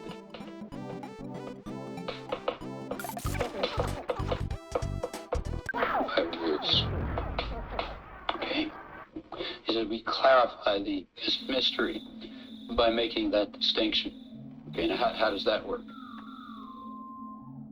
Well, according to Quine, let's take, say, Kepler's laws. Kepler's laws of planetary motion. Planets move in ellipses and so on. Quine says in that case, we should say that the planets fit the rules. They fit Kepler's laws, but they aren't guided by Kepler's laws. So the planet doesn't think, I'd like to follow Kepler's laws, so therefore I'll move over here. Okay. Rather, the planet just acts in such a way that it fits the laws. Okay. On the other hand, a person is guided by rules, and this is only people, if the person consciously explains that that's what I'm doing. So, for example, if I'm driving a car and there's a red light and I stop and somebody says, "What did you do?" And I think about it and I say, well, there's a law, there's a rule that says you're supposed to stop when there's a red light, and that's what I did. I followed that rule. And if that description is in fact true, then we can say that the person's guided by the rule. So those are the two categories. You're guided by rules when you can say truly that those are the rules you're following, and otherwise you just fit rules, nothing else. Notice that this excludes Peter. Peter, who the linguist would like to say, the scientist would like to say, is following the rules of binding theory, certainly isn't guided by them. He can't tell you that's what he's doing. The Martian is guided by them because he can say so, but Peter isn't. So all we're allowed to say in this case is that Peter fits the rules the way the planets fit Kepler's laws. We're not allowed to say that these rules are part of Peter's cognitive system and that he accesses them and so on. In other words, this perfect theory that we had, we pretended that we had a perfect theory of this. We got to throw it out, okay? Because that theory goes beyond fitting. It actually attributes the rules to Peter. But according to Quine's notion, no matter how successful that theory is, it can achieve perfect success from a scientific point of view, but we have to throw it out anyway. And all we're allowed to say of Peter is that he follows the rules of binding theory, but they're not part of his constitution. Okay, that's the stipulation. Now, here too, there are some very curious moves. In fact, there are even some curious moves about fitting rules. So take the example of Kepler's laws. Actually, the astronomer, the physicist, doesn't just say the planets fit Kepler's laws. What the physicist does is attribute to the planets a certain property, namely mass. The physicist attributes mass to the planets. That's property. The physicist states certain laws, say Newton's laws. And then it follows that because the planets have the property mass, given Newton's laws, it's going to behave in accordance with Kepler's laws. That's the actual step that's made. So the analog over here, in the case of Peter, if we want to say that Peter just fits the laws of binding theory, we have to do what the physicist does. We have to attribute to Peter some property from which it will follow by the laws of nature that Peter draws those conclusions. That would be treating Peter like the planets. Well, what property do we attribute to Peter? We could attribute to him mass, but nothing's going to follow from that. From attributing to Peter mass, it's not going to follow that he interprets these sentences this way. So that's not enough. We have to attribute to Peter richer properties than that. Well, in fact, for a scientist, the properties that you would attribute to Peter are the properties stated by the structure of this theory. You would say that I'm attributing to Peter a property of having a brain with language faculty and a cognitive system which includes binding theory and a performance system which accesses it and so on. That whole complex of material is the property that I'm attributing to Peter, just as I attribute mass to the planets. If some thing up there in the sky didn't have mass, it wouldn't follow Kepler's laws. And if Peter didn't have this structure... All right, bud, gotta focus.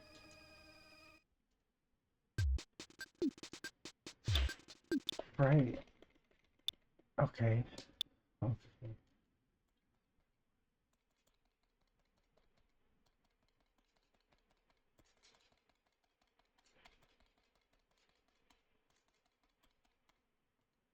7, 4, 1, 2, 3.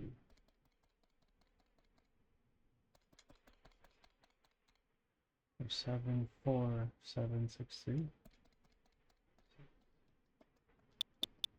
Yeah.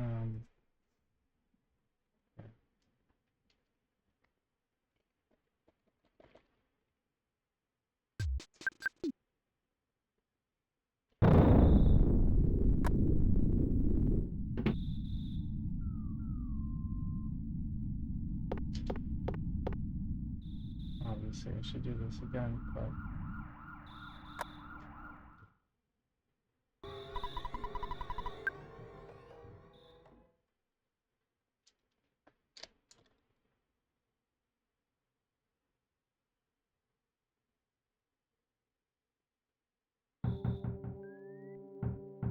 I can make the save file intent though. It's kind of a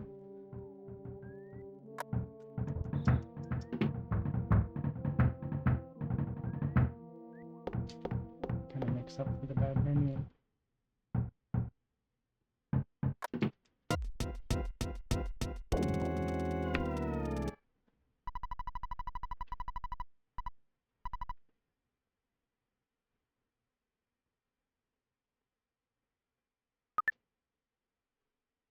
Something like that.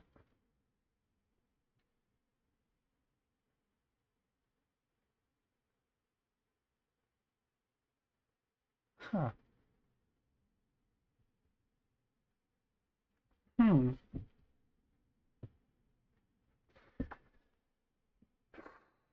Much to think about.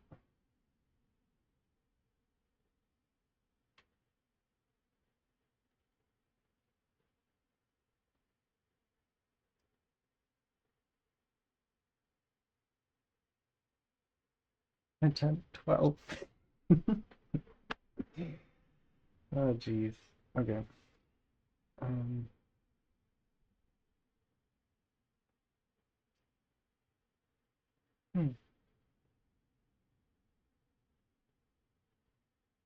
mean, how bad was that menu section?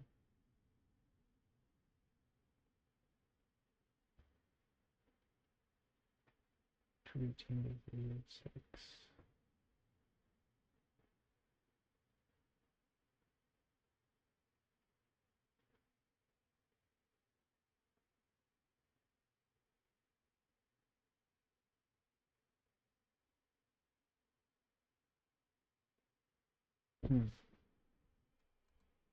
It wouldn't follow the laws of nature and yield these conclusions. However, we're not allowed to make that move in the case of Peter, again, by stipulation, another form of radical dualism. In fact, when people talk about following rules, it's within the category of fitting rules, but where you're allowed to attribute to the person the properties which would account for why they fit the rules. And by stipulation, the linguist and the psychologist are not allowed to do this. I mean, maybe the psychologist, not the linguist. And again, that's a pure dualist stipulation. There's a whole huge literature following this distinction. The person who's developed it furthest is John Searle. It's a hotkey to load. In a series of articles, actually a new book, which I haven't seen yet, I think it's just come out.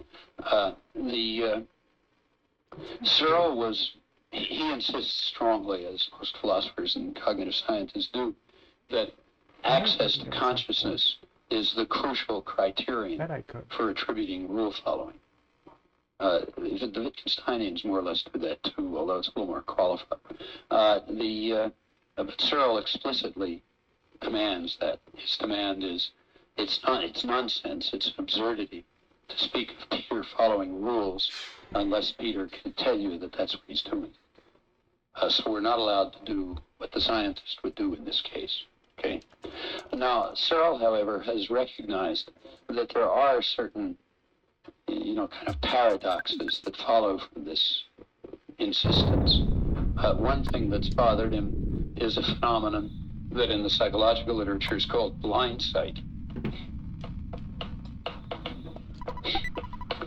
It was discovered some years ago that if a person suffers a certain kind of damage to the visual cortex, say maybe some part of the visual cortex is removed, then in some area of the visual field, the person has no awareness of seeing anything, looks blank. On the other hand, under some cases, it turns out that you can show experimentally that the person really is seeing something. So if you take the area, suppose the person, this is the area of the visual field for which some person who's had a brain operation has no awareness. And if you draw in there, let's say a cross or a circle, and you just force the person to make a choice. I mean, you ask the person, do you see anything? They say, no, I don't see anything. And they say, well, okay, you don't see anything, but just tell me, what do you guess? Is it a cross or a circle? And the person will make the right choice. And they'll say, yeah, it's a cross, it's a circle, if it's a circle. If you put over here a picture, let's say, of a house on fire, and you put over here in another portion of the blind visual field a picture of a house that's not on fire, all of this in the blind area, and you ask the person, what do you see? They'll say, you see nothing. And they'll say, okay, you see nothing, but extend your hand to some place where it won't get burned. Okay? And then the person will extend their hand here, not here. And there's a whole pile of stuff like this. So that's the phenomenon called blind sight. Well, here there's obviously a kind of problem arising for this rule following business. Because if you take crime seriously, you'd have to say that the person with blind sight, there's every reason to believe that the person is perceiving the cross and the circle and the house on fire just the way he did before. He just doesn't have any awareness of it. And crime would be forced to say, and done it and so on, that the person is no longer following rules, even though he's doing exactly what he did before. And that Searle recognizes would be kind of paradoxical, and he doesn't want to draw that conclusion. So he introduces a distinction between what he calls blockage and inaccessibility. I mean, to be fair, that one's In principle. Okay, so that's a distinction. It seems so easy. In the case of the man with blind sight, he only has something called blockage. That is, he doesn't have the inaccessibility in principle It feels to crazy the wiping. to what he's perceiving. It feels absurd wiping the splits of a 418 just so I keep grinding. Like I'm like fighting myself to do it.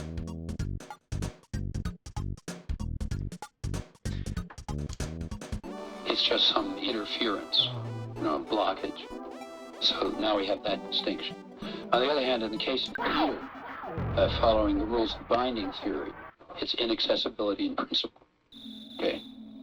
Well, suppose we pursue this argument further, and let's go back to the Martian who talks English and has complete access to all the rules.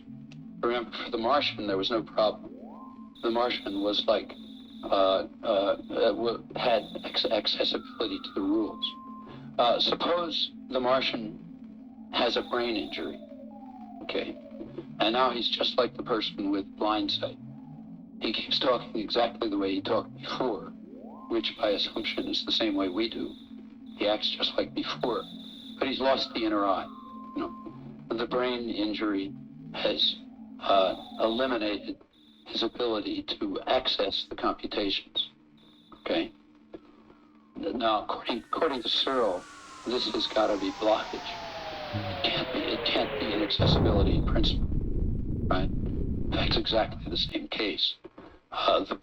Just as the person who's with brain damage lost access to awareness but is acting as before, and therefore only has blockage, the Martian, who through a comparable brain injury has lost access, only has blockage, not inaccessibility in principle.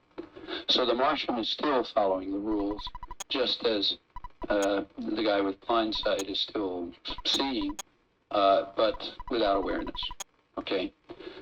Suppose now that notice that the Martian is now indistinguishable from us. In fact, this brain injury might have turned the Martian into a human. In fact, that's exactly what it might have done. In fact, suppose the Martian had some little component up there, which was what was making it possible for the Martian to inspect his computations and say, yes, binding theory. And suppose the operation just cut that out. Well, now the Martian's indistinguishable from humans, but the Martian only has blockage and is still following the rules, while the human is not following the rules because of inaccessibility in principle. Now let's carry it a step further. Suppose that among Martians, somebody's born with a certain genetic defect, and the genetic defect makes the guy indistinguishable from the person with the brain injury. Okay? In other words, the genetic defect just didn't allow that part of the brain to grow. Well, what about this person? This person is now identical with the Martian with blockage and identical to Peter, but it wasn't caused by a brain injury, it was caused by the genes. Well, presumably, we have to decide what we're going to say in this case. Unless we want to return to absurdity, we would have to say that the Martian with the genetic defect still just has blockage. He's exactly like the other Martians, but something went wrong with his brain, even though he's now born identical with humans. Suppose now that this genetic defect is perpetuated for, thousands of years, and there's a whole race of Martians, all of whom have the same genetic defect, and suppose by now they've come down to Earth, and they're all intermingled with us. And since they're identical with us, we can't tell any difference between them. We would still have to say, by this reasoning, that these Martians, sort of scattered around the audience here, have only blockage, whereas the rest of them, humans who have some other evolutionary origin, they have inaccessibility in principle. And the Martians among us are following rules, but the humans are not. In fact, it could be that that's the reality. Maybe there was an invasion, 50,000 years ago of Martians with genetic defects, and now half of you are descended from Martians and half from humans. But some of you are then following rules and others aren't, and we have no way of telling. That's what we're forced to if we pursue this line of reason. And if you want to push it further, you can go further. It's sort of becomes obvious that something's gone wrong. In fact, to stop this course of absurdity from proceeding, we would have to cut it off at the first step and say there couldn't be a Martian who is just like Peter, except that he has access to consciousness. If we allow the possibility of such a species, we go off into this absurdity. So therefore, in order to block the absurdity, we have to say there couldn't be such a species. Well, we now have the philosopher making a very curious empirical assumption about the possibility of certain species. The philosopher is now driven to an empirical assumption that goes way beyond any biological knowledge, that says certain kinds of species are impossible according to the laws of nature. Now, when philosophy is driven to a crazy empirical assumption, you know that something's very wrong. And tracing it back to the origins What's wrong is the whole idea that you're not allowed, that access to consciousness has any relation whatsoever to attributing rule following. It has no relation whatsoever to it. Therefore, we just go back to the naturalistic interpretation, and access to consciousness is an interesting question, fine question. Just has nothing to do with rule following and so on. Well, here again is in this naturalistic approach, which is post-Newtonian. That's the one form of post-X that I understand. So it's post-Newtonian. In this, we just look for the best theory. We look for the best theory. And if the best theory that we can find tells us Peter's following rules, well, in Peter's following rules, we have no higher criterion to which we can appeal. In the post-Newtonian era, there is no privileged category of evidence, like, say, linguistic evidence or psychological evidence. There's no notion of philosophical explanation that goes beyond the psychological hypothesis. And there's no notion of, say, blockage versus access or any such mysterious inventions which are introduced in an effort which is certain to be a vain effort to keep the whole thing from collapsing into absurdity.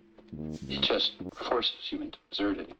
I should say these questions have been raised to John Searle in particular, and I don't see any answers to them. It seems to me he kind of skirts the questions.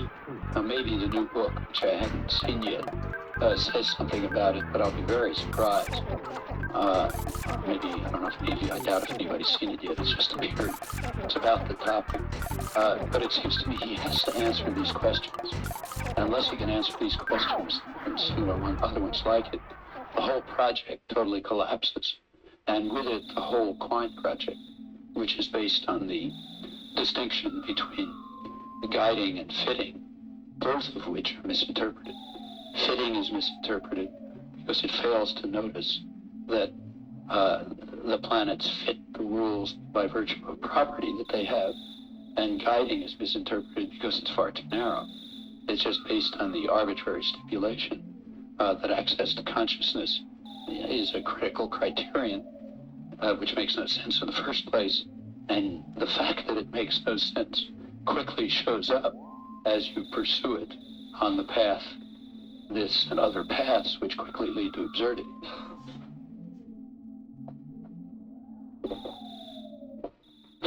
Now, in the case of the Wittgensteinian variant of this, or say Saul Kripke has developed it further, there's a somewhat different view of the matter. In the Wittgensteinian version, there's also a big discussion about following rules, but the examples are typically rules of arithmetic.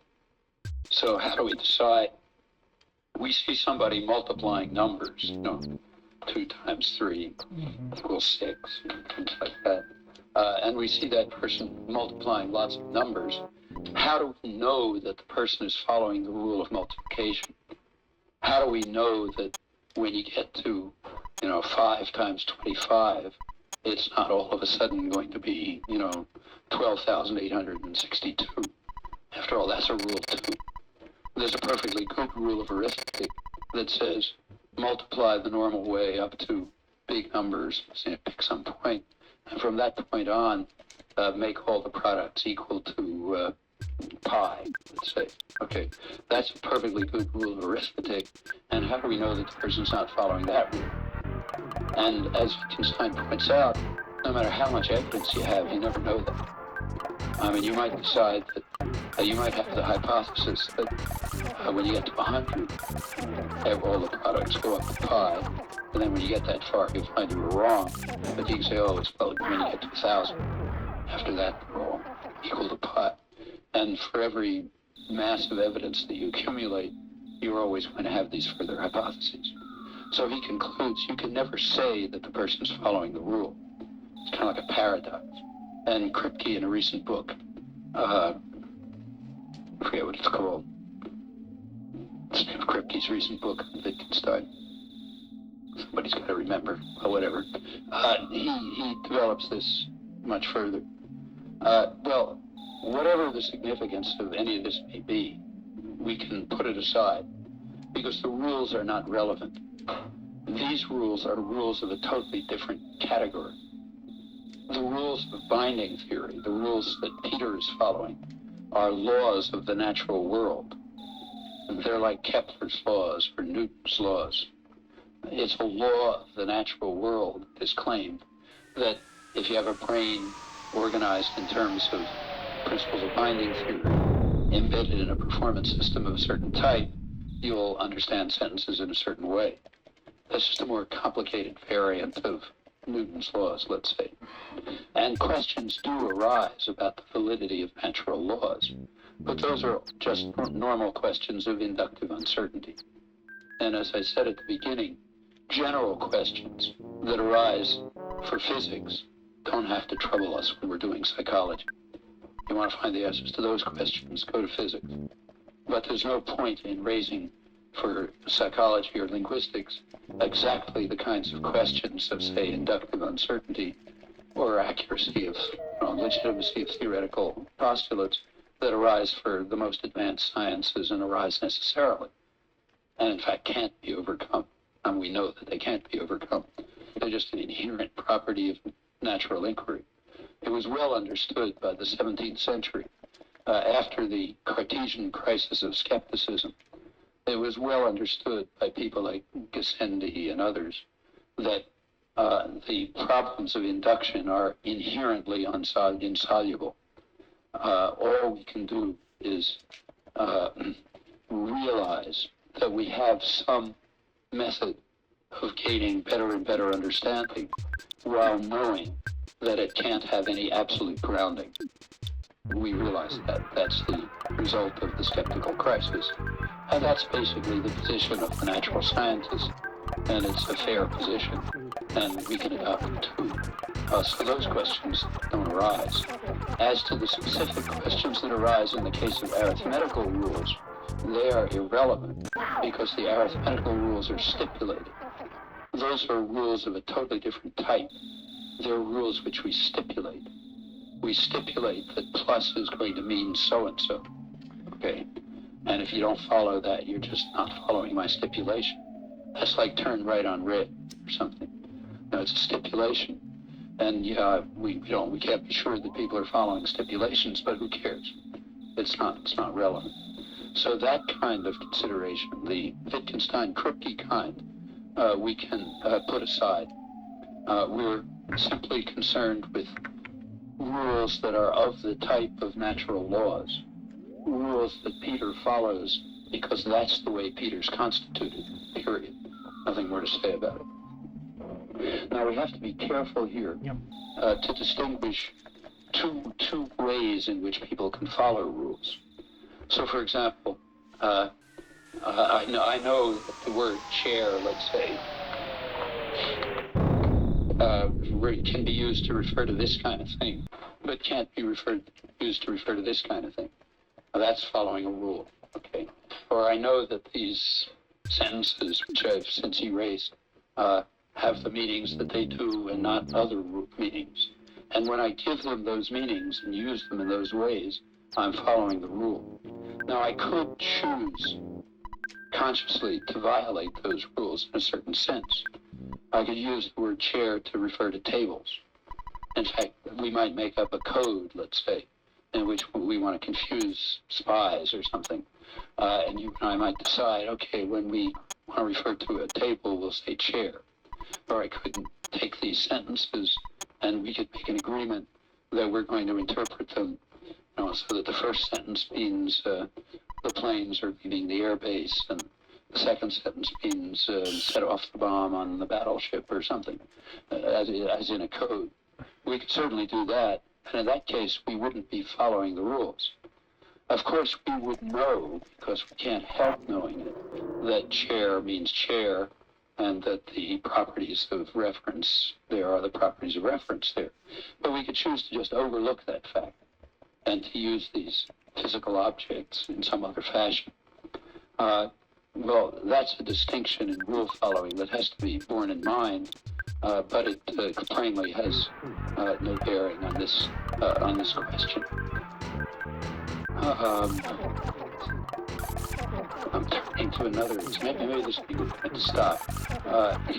I want to turn next to further examples of this dualism and continue to try to show that it indeed is all pervasive, that virtually nothing in the field is not infected by it. But let me hold that one off till this afternoon.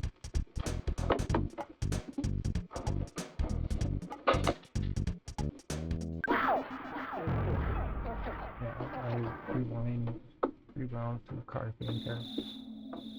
And fast forwarded to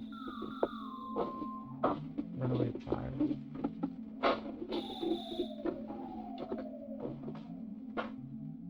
It seems to me that the limitations on the relevant evidence that are put by the methodological dualism that you mentioned is certainly it's irrational a priori, but it's even more irrational a posteriori, considering as mounting converging evidence coming from different subfields of the study of cognitive capacity, such as language, that strongly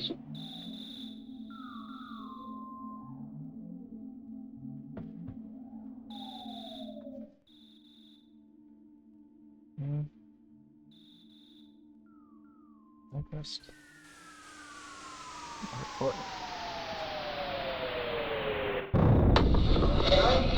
Okay, should we get started?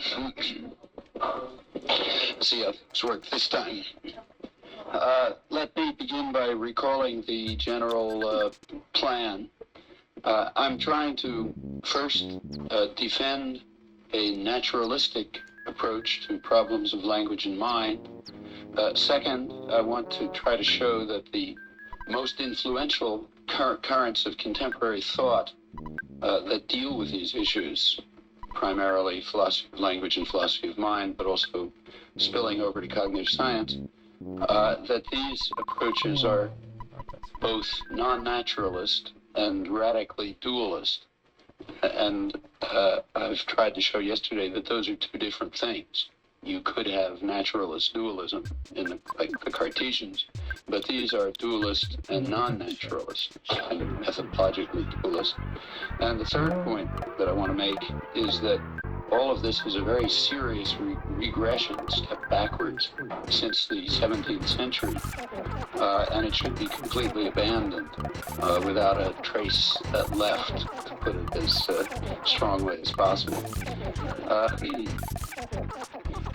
Well, this morning I gave some examples of what I think should be called radical methodological dualism with regard to what are, roughly speaking, philosophical issues. Issues having to do with attribution of knowledge, with the propriety of attributing rule following, and so on. The general conclusion, I think the most charitable conclusion that can be drawn, is that in the major thinking about these issues, we have a series of arbitrary stipulations about certain invented disciplines, one of them called linguistics, the other called philosophy. Linguistics is committed, is instructed by these doctrines that if it wants to study Peter's mind, it must consider only Peter's behavior and maybe people in Peter's community, but it's not allowed to study Wang's behavior, and it's not allowed to study, say, cells. Those steps are ruled out, although any scientist would take them at once along lines that were discussed this morning. So if we agree that that's what linguistics is, the response is simple: just abandon it. It's a ridiculous pursuit, and therefore abandon it, and turn to this other study in which you're allowed to bring in evidence of whatever sort is relevant to understanding Peter's mind, maybe Wang's mind, maybe things about cells or aphasia or whatever. So the answer to the first stipulation is simple: let's abandon this ridiculous vocation and turn to a serious topic.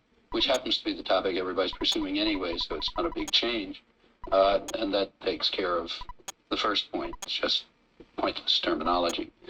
With regard to philosophy, philosophy seems to be identified as a discipline that is concerned with something called philosophical explanation, which is different from scientific explanation, and is interested in something called attribution of knowledge and rule following in an invented sense, technical invented sense, namely the sense in which these things turn on access to awareness, access to consciousness. Now, it's possible to invent such a discipline. You can invent anything. That discipline has no connection to inquiry into the nature of the world, telling anything about the world. It has no connection with ordinary usage, which doesn't follow those principles. And as far as I can see, it has no connection with anything. It has a historical tradition. One can see where it got, how it got there. But again, it seems to me a pursuit that has no redeeming virtues, should simply be abandoned. So that's my conclusion about the second one. Well, what I want to do now is continue the discussion, but begin to turn sort of step by step towards cognitive science, not turning now from what are considered philosophical issues, but just seem to be matters of terminological stipulation, turning to substantive issues, more substantive issues, empirical issues. And here, too, there are lots of theories and requirements and so on. So let's continue. One substantive issue, plainly, has to do with the growth of cognitive capacities, the growth and development of cognitive capacities. We know that they change. They're not the same at age 0 as they are at age 12. So some change takes place, some kind of growth, or what's called, in my opinion, rather misleadingly, learning. So, say, we'll talk about language learning, which I think should be regarded as language growth, analogous to other forms of growth. Well, here we at once run into a kind of dualism of a curious kind, so let's look at it. There's a doctrine that is called innatism, okay, and there's a big debate about innatism. Now, as in a couple of cases I mentioned yesterday, this debate is one-sided. Lots of people write articles denouncing innatism, but nobody defends it. Nobody writes an article saying, I believe in it. Now, I'm supposed to be the main criminal, the one who is the person who's mainly guilty of the crime of innatism. But I've never really responded to any of the criticisms or defended the doctrine, because I have the slightest idea what the doctrine is supposed to be. Since I don't know what the doctrine is, I can't defend it. I mean, if the doctrine is that humans are different than rocks, then I agree. Humans are different than rocks. Rocks don't learn how to talk. If it's that humans are different than chickens, well, apparently. I mean, chickens don't seem to learn how to talk, and humans don't seem to learn how to fly. Well, if that's innatism, I agree with it. But I don't understand what there is to be defended unless somebody really thinks that rocks do learn to talk. If they don't think that, there doesn't seem to be any doctrine to be discussed, and therefore I don't understand what the arguments are about. Well, interestingly, these arguments are invariably dualistic. That is, they only refer to cognitive growth. They don't refer to embryological development. So to go back to my example of the chicken yesterday, nobody suggests that the transition from an embryo to a chicken is determined by the character of the nutritional environment. It's like if you change the nutritional environment, you might end up with a dog, something like that. Nobody claims that. And the same is true of everything from sort of conception up to birth. Well, what about after birth? Organisms change after birth too. Well, nobody, I think, believes that children learn to get bigger, say, or to take something that happens pretty far after birth, takes, say, undergoing puberty, which happens at a certain age, roughly. I've never heard anybody suggest that children are taught puberty. They get instruction from their parents. It's about time, why don't you do it, or something. Or they notice that other people are doing it, say other kids around their age, and they're subject to kind of peer pressure. They want to be like everybody else, so they do it. Nobody has ever suggested that. And so on all the way through all development except for cognitive development. So the visual cortex assumes whatever structure it does on the basis of internal direction. Now, it's not that anyone knows anything about these topics. Nobody has the slightest idea what makes people undergo puberty at a certain age. And nobody knows really what makes a chicken embryo turn into a chicken. Some very strange things happen, and they're hard to explain. For example, a particular cell, remember all the cells of the body have the same instructions, but they do different things in different positions. So somehow a particular cell knows at a certain point that it's got to become a bone, instead of a piece of an eye. And to try to figure out how the cells know that is extremely hard. But it's not that anybody knows the answers. It's just that everyone assumes that it's all determined by some inner program, and the outer environment can have at most very marginal influences. Maybe it can accelerate the development or retard it or something like that, but it can't really change it in any significant fashion. That's just all taken for granted, the absence of any knowledge. And that makes perfect sense, because it's obvious from the qualitative character of the problem. You see in all of these cases that the organism reaches a very complex, highly articulated state of development, and it does it on the basis of extremely limited instructions from the outside, and they all do it about the same way. So if you're even semi-reasonable, you assume it's inner-directed. Well, somehow in the case of cognitive growth, you're not allowed to be reasonable. The same thing is true there. In fact, in the case of cognitive growth, we even know more about it. So a good deal is known about the innate structure, actually more than in many of these other cases. But we're not, and the qualitative situation is quite the same. You can show quite easily, trivially, that people are capable of interpreting and understanding and freely using, without any consciousness of strangeness, all kinds of complex constructions that they've never heard anything like them, and so on and so forth. That's trivial to demonstrate. A fair amount is known about the initial structure that makes it possible, about the uniformities and so on. Nevertheless, it's considered highly controversial to be reasonable in this domain. And therefore you have debates about innatism, which means taking the point of view that you take towards a chicken embryo.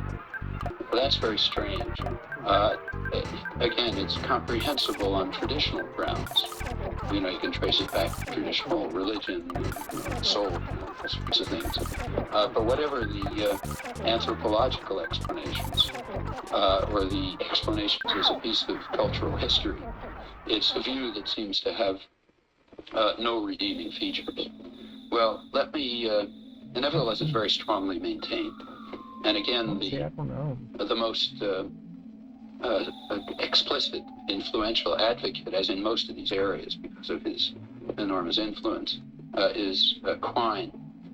He's put the point over and over again over the years. Let me take his most recent version, which appears in a book called Pursuit of Truth, that just appeared a year or two ago.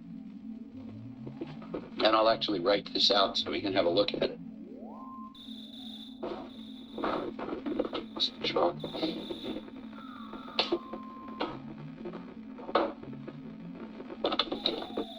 Let me write it and then I'll...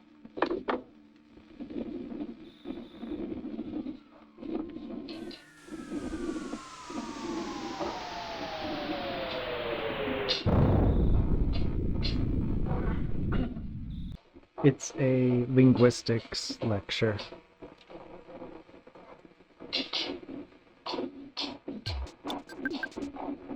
From like 1993.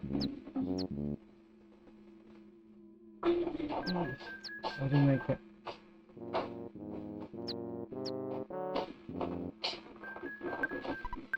Oh well.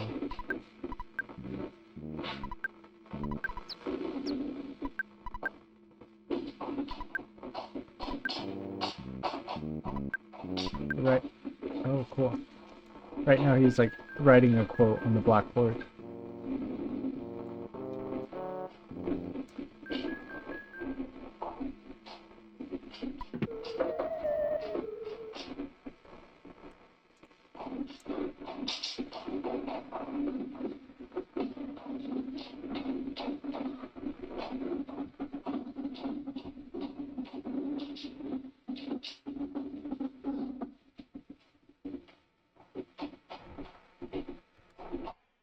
Real quick though, that proves that I can get a sub 2-minute reset.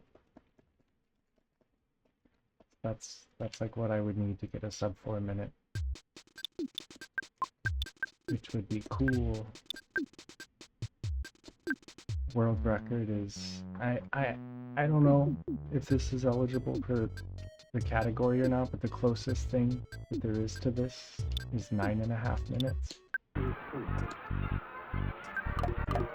About 4 minutes 18 seconds.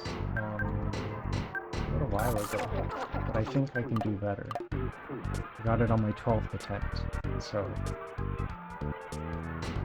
quite fun. Anyway.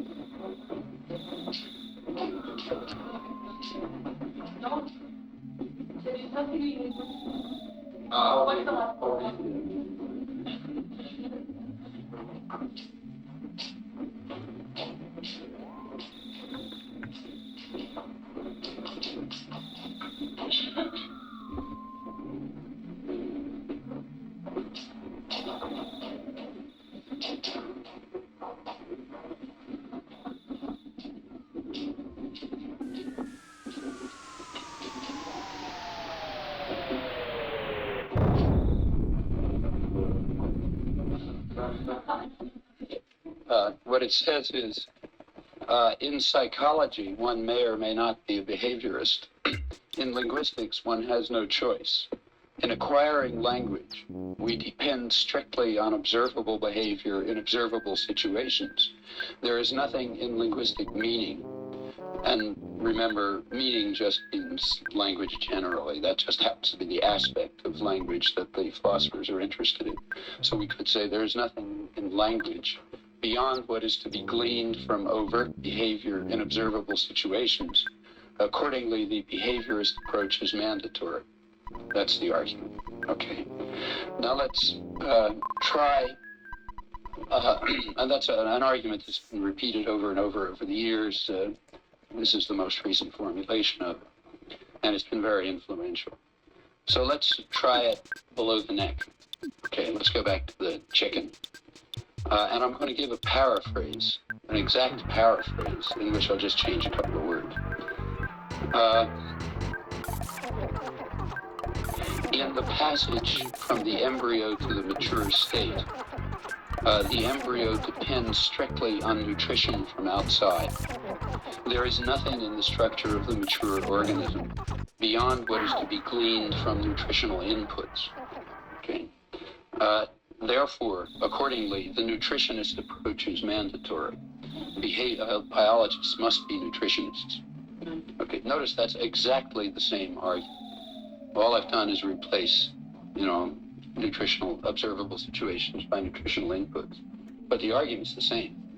And the conclusion, therefore, is that embryologists should abandon all of this complicated inquiry into how a cell decides to become a bone in one place and an eye somewhere else, and they should really do something much simpler.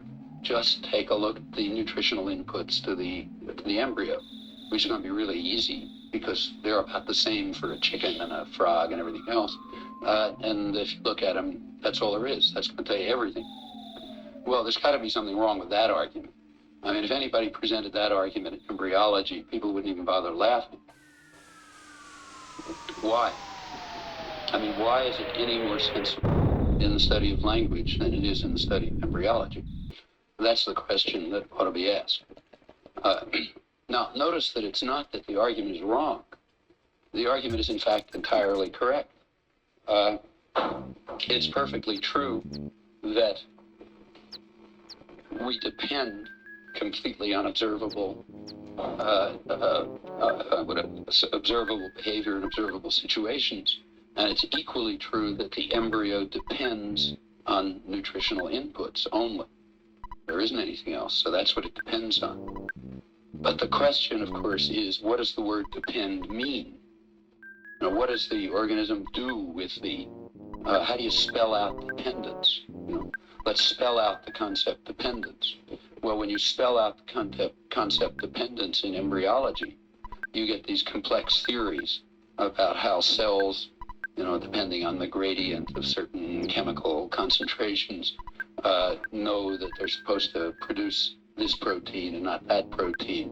And then after all kind of complicated stuff, you end up with a chicken. Spelling that out is the meaning of dependence. But of course, the same problem is going to arise in language. You've got to spell out the notion dependence.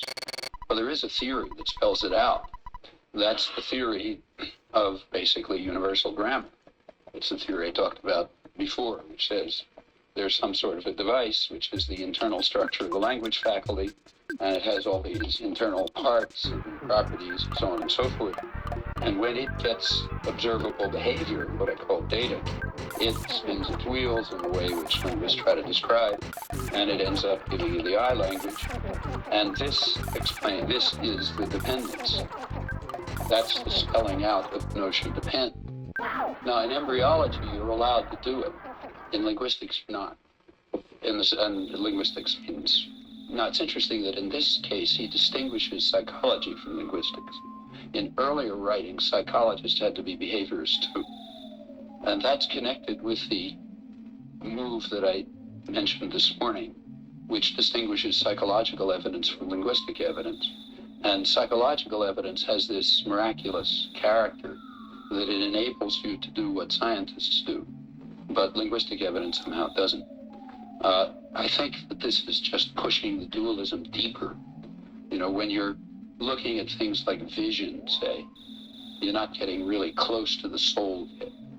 So therefore, you can allow science to enter. But when you get to language, you're right at the core of things. Here we have to make sure the barriers are very high, and nothing rational is going to be allowed. I don't want to suggest that Quine is religious or anything. In fact, he's a total atheist. He thinks the whole business is nonsense, and he thinks the only thing that exists in the world is elementary particles. Nevertheless, when he deals with the questions, it sort of spells itself out as something very similar to the traditional church.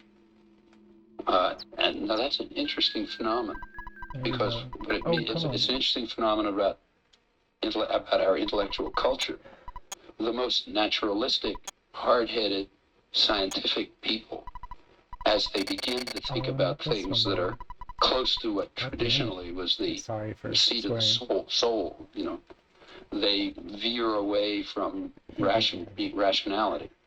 I mean, it's like a particle being repelled by a particle of the same charge. You can sort of start getting close to it. As you get closer and closer, you move away. And that's a very common feature of the intellectual culture. And it's quite remarkable to see how it shows up even among the most hard-headed, most scientific people. It's definitely worth thinking about for those who are interested in our intellectual culture. Now, the point is, without properties of the internal state, nothing is going to happen when you're given the nutritional inputs or the observable behavior. There has to be some structure to the organism, otherwise it's not going to do anything to the inputs. You give the nutritional inputs to a rock, it's not going to become a chicken. And you give the nutritional inputs to a rock and it won't pick up an I language. The reason is because something about the internal structure of the embryo and the internal structure of the human brain Now, Quine, of course, doesn't deny this. In fact, he agrees with it and insists on it. And he even tells us what the internal structure must be. So he definitely rejects the theory that I described, the one that's guilty of innatism. But he has his own theory about what's in here. Okay, he tells you what it is, what capacities the child is allowed to have. And the capacities are those that are spelled out in what is called his radical translation paradigm. A kind of thought experiment. And if you look at it, the child is allowed to identify objects. The child is granted all of phonology. It's kind of an interesting fact, because it's not clear why. But somehow the child is granted all of phonology, so it gets words and phonological representations. It's even granted morphology, so it gets sentences broken up into words. After it gets expressions, like words, which it gets somehow, there's something in here that allows that. The child is allowed to ask, do the equivalent of asking a question, to see whether people assent or dissent when they're shown a certain stimulus and given a certain word. Okay, so you got a stimulus over here, you hear a word, and you're allowed to ask your teacher, is this stimulus a so-and-so, or isn't it a stimulus a so-and-so? The case that Quine discusses famously is where you see a rabbit and you hear the word gavagai, and the child is allowed to say that, yeah, that stimulus is or is not a gavagai. Okay, that's all. Then you're allowed elementary induction. Elementary induction is sort of as things work some of the time, they probably work all the time, something like that. If you look more closely, the child is also allowed a quality space. So that's a set of properties, like, say, color, loudness, I don't know if that's things like that. It's not really specified, but you're allowed some kind of quality space, and you're allowed a distance measure. So you're allowed to say two things are closer in color, close. A is closer in color to B than it is to C. Actually, I cheated a little here when I said you see a rabbit, because of course all you see is some visual presentation.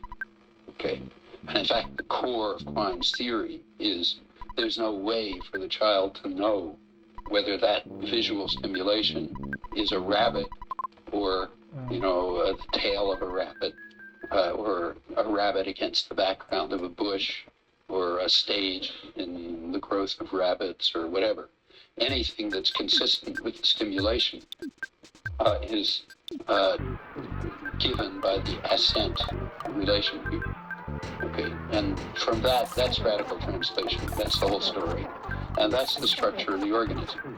So, of course, Quine has a theory of the structure of the organism. He's not saying it's a blank slate. That would be absurd. Because he recognizes, in fact, that would be absurd. But notice we've just gone from one absurdity to another. This is a theory of the organism, and it's an empirical theory. Right? It's got to be treated like any other empirical theory. And the theory is so ridiculous, it isn't worth looking at. We know for certain that nothing like that is the structure of the organism. There isn't any reason whatsoever to take that theory seriously. There isn't a particle of evidence that that's what people are like. And insofar as we know anything about them, they're not like that. So therefore, the theory is not worth looking at. The theory is presented purely a priori. No evidence is given for it. There's no indication of how you might proceed to find evidence for it. It's just stipulated. This is the theory. This is what organisms are allowed to have above the neck. Even if by some miracle it turned out to be true, it would be a totally irrational step. In other fields, you're not allowed to just stipulate a priori what the structure of some system is, because that's what it looks like, and that's what you like or something. You're not allowed to do that. If someone came along and stipulated the structure of a chicken embryo, even if by a miracle they turned out to be right, people wouldn't pay any attention to it. If you propose a theory, you need some arguments. You need some evidence. You have to say, why is it this and why not something else? So, in fact, this is just, the purest form of irrationality. It's true that there is a structure to the organism, but there isn't the slightest reason to believe that that structure has anything to do with the organism. And in fact, when you try to apply that structure, you get into all sorts of crazy conclusions. You find that you cannot possibly explain what people in fact know. I mean, what people in fact know isn't accounted for at all by this. We have overwhelming evidence about what they know. For example, in the case of Gavagai, the overwhelm, say rabbit, or whatever the equivalent word is in Catalan or anything else. We know perfectly well that children immediately, actually on one presentation, you don't even need a lot of evidence, take the word and they don't ask and questions. They just hear somebody use the word in some circumstance and they instantly know, virtually without error or without later correction, that what was meant was a particular animal. Not that animal along with a twig that was next to it, and not a stage of the animal, and so on and so forth. Now, we have evidence strong, we can accumulate evidence as strong as you like that happens. Furthermore, if that were not what happened, nobody would even understand Quine's discussion. I mean, if half the people in the world had thought that rabbit means rabbit stage, and the other half thought that rabbit means rabbit, how would the first half even understand his example? I mean, the fact is everybody understands the example because we all made the same move. We all picked out rabbit as soon as we heard the relevant word applying. And furthermore, a fair amount is known about how this happens, about what kinds of entities are picked out, pre-linguistically even, what kinds of object constancy there are, how children, pre-linguistic children, identify stimuli as three-dimensional and persistent, like remaining after they disappear behind a screen and coming out in the right place. They get surprised if it comes out in the wrong place and that sort of thing. There's all kinds of understanding of how children conceive of the world even before they start learning language. And of course, when they start learning language, it relates to the way they've already conceived of the world. And as we go on, we find more and more respects in which nothing of this sort even happens. So we have a stipulation which is completely false, completely easily refutable, and not worth looking at in the first place because it's totally arbitrary. So why does anybody pay attention to it? Why is there an influential tradition, including most of serious analytic philosophy, until today, which looks at the consequences of the radical translation paradigm? Now, the radical translation paradigm yields a property that Quine calls indeterminacy, indeterminacy of translation. The problem is that if you're only allowed this much structure, then it's true that the child can't tell whether the stimulus was meant to be a rabbit or a stage of a rabbit or whatever. So therefore, the answer is indeterminate, and Quine therefore concludes there's no truth to the matter. The question, does Gavagai mean an actual animal, or does it mean an actual animal with a twig behind it? That's not a question that has a truth value. There's no truth to the question of whether it's one or the other. It's indeterminate. And indeterminacy is to be distinguished from underdetermination, crucially. Like everybody, Quine recognizes that in the sciences, everything is underdetermined. So if you draw a conclusion in the sciences, say, relativity theory, it's of course underdetermined by the evidence. There was there were in fact infinitely many possible theories, alternative to that one, that were consistent with all the evidence around it. That's the state of rational inquiry. State of rational inquiry is it's always underdetermined. That's what it means for something to be empirical inquiry. If it's not underdetermined, it's mathematics, not empirical inquiry. The only place where inquiry is not underdetermined is where you stipulate in advance what the answer is, and then it's mathematics.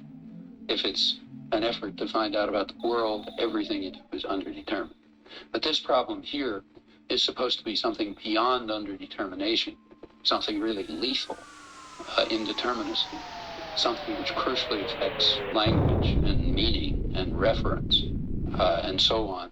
And all sorts of conclusions are then drawn about language and thinking and people and so on and so forth. And we're simply told that we're not allowed to consider an alternative theory of the initial state, namely one that works and has scientific evidence supporting it. We're not allowed to take that one. We have to take this one, which is a priori and instantly refuted. Well, that's extremely strange. And how strange it is, you see, if you look more closely even into the radical translation paradigm. I mentioned that the child, incidentally, the way this is usually described is in terms of a linguist, not a child. And remember, the principle is that the linguist has to follow the path of the child. The child depends only on observable inputs, therefore the linguist has to depend only on observable inputs. Well, that's kind of strange to start with. I mean, the embryologist doesn't have to follow the path of the chicken. Okay, like if an embryologist is studying a chicken, it doesn't just take in nutritional inputs and sort of drink the milk or something like that. The embryologist is allowed to do all sorts of other things, but the linguist isn't. The linguist has to follow the path of the child. A hopelessly irrational idea if you think about it, but one which is incidentally never questioned in the field. Take a look at the literature. This has been around for 40 years. There's nobody who's questioned it internally. It's questioned sort of from the periphery all the time, but nobody pays any attention to that. Professional disciplines are very well insulated. That's one of the differences between the sciences and the humanities. Striking difference. In the sciences, you just can't be rational, because if you are, you're refuted at once and nobody cares about you anymore. But in the humanities, you can be as irrational as you like, because the disciplines are insulated and they don't really have strong empirical evidence bearing on. You can go on for craziness forever, and it happens all the time. It's sort of typical. That's another fact about intellectual history, if you like. I mean, it's not that scientists have better genes or anything.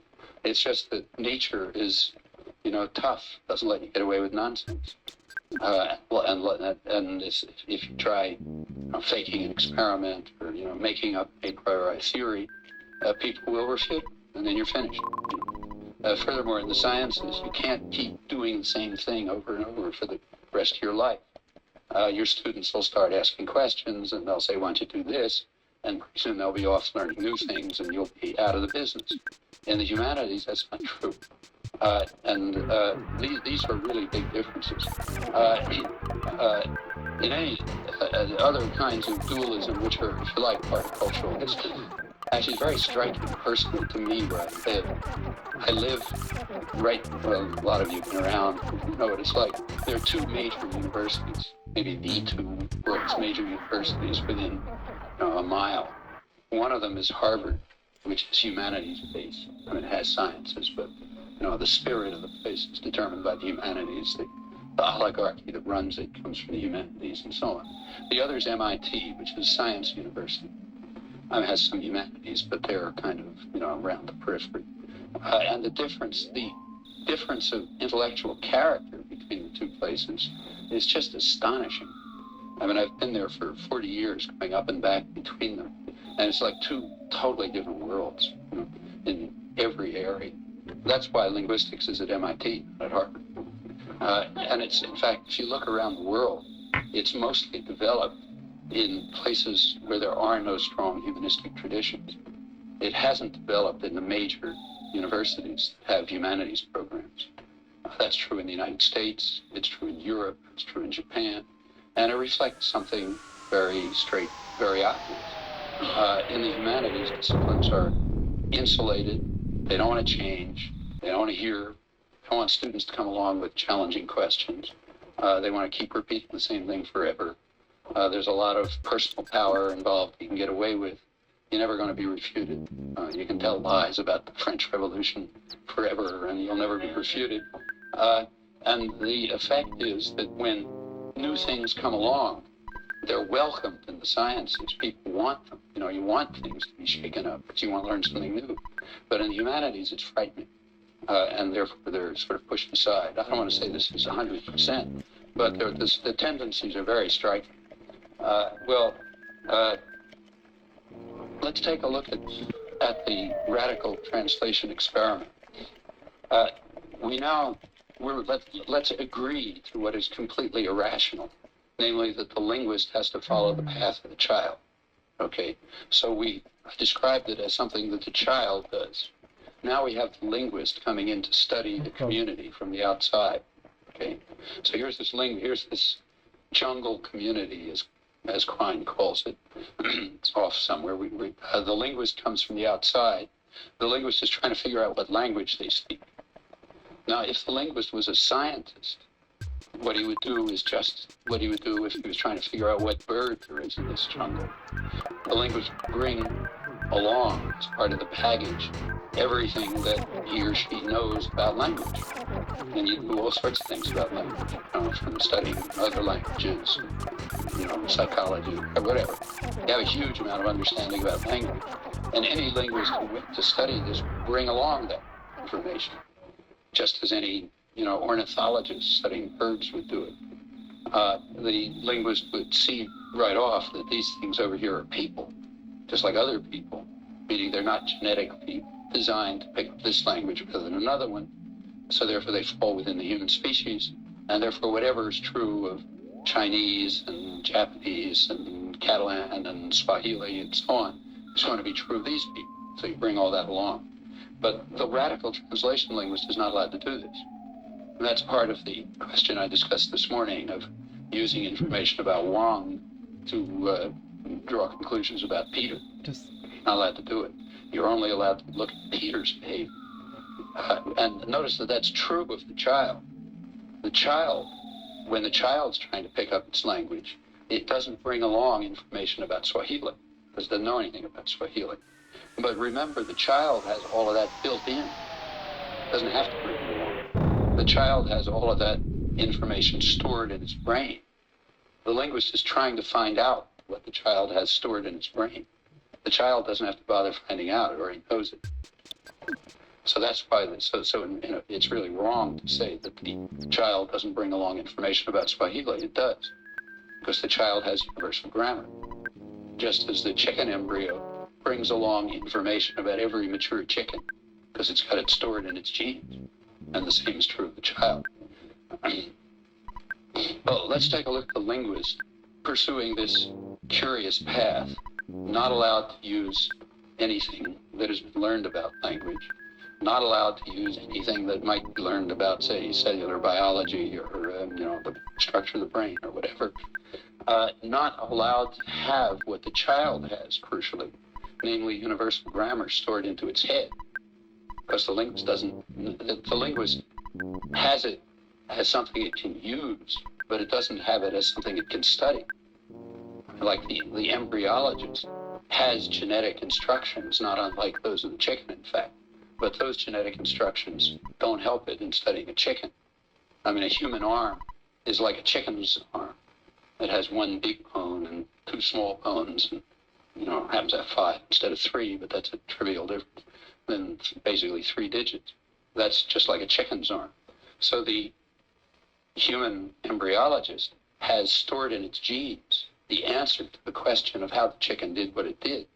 But that doesn't help, because the embryologist is approaching the chicken with its science-forming capacities, not with its gene instructions. In fact, it's trying to find out what the instructions are in the gene. And the same is true of the linguist. The linguist has universal grammar in the genes, but that doesn't help study universal grammar, for the same reason. All right, now we have this linguist curiously handicapped, not allowed to know what has learned about language, not allowed to use information about the initial state that's been discovered or that's stored or whatever, restricted to observable behavior in observable situations. But of course lacking what the child had, namely the internal structure that made it possible to get something out of that. Well, what is the linguist supposed to do? The linguist now sees this stimulus. It's supposed to hear the word kavaga. And then the linguist is allowed to ask the informants, is that thing a Gava guy or isn't it? He gets a yes or no answer. Then the linguist is allowed to do simple induction, and you end up with indeterminacy. Okay, that's the same course. But now notice what's been presupposed. The linguist was allowed to hear the word Gava guy. What does that mean? I mean, all the linguist heard some signal, some noise. The linguist heard a noise, saw a visual stimulus. How's the linguist get from the noise to Gava guy? Well, as any phonologist, any linguist knows, that's a tough job. Getting from a noise to Gava guy involves a lot of theoretical assumption. For example, you have to ask, see, this is some kind of phonological representation, quite abstract representation. I mean, for example, you have to know, is that the same noise as something you might transcribe, I don't know, say, Kepeki, say, suppose that comes along next. Is it the same noise or a different noise? Well, you don't know. I mean, depends on your phonological theory. Could be a repetition of the same word. For example, this could be a language which neutralizes voicing and neutralizes front and back vowels and has what amounts to the English vowel shift as an option. Okay, those are all sort of intelligible phonological processes. Maybe that's in part of the optional phonology of this language, so these are the same word. Well, somehow Quine's linguist has gotten over that stage. He's allowed all the kinds of scientific inquiry that tell you that these are different words, or maybe the same word. All of that's presupposed in setting up the radical translation experiment, where you're granted that you hear Gava guy. And that's an awful lot. It's not trivial. There's an awful lot of linguistic theory presupposed, granted to the linguist as more equipment. Now, why? Now, of course, you get all the same indeterminacy problems there. I mean, hearing the signal, the conclusion that it was Gava guy, well, not some other thing, is exactly as indeterminate as concluding that it was rabbit, not rabbit state. In fact, that's putting it unfairly. We have a lot more evidence here that the child is going to pick rabbit than we do that it's going to pick Gava guy from a signal.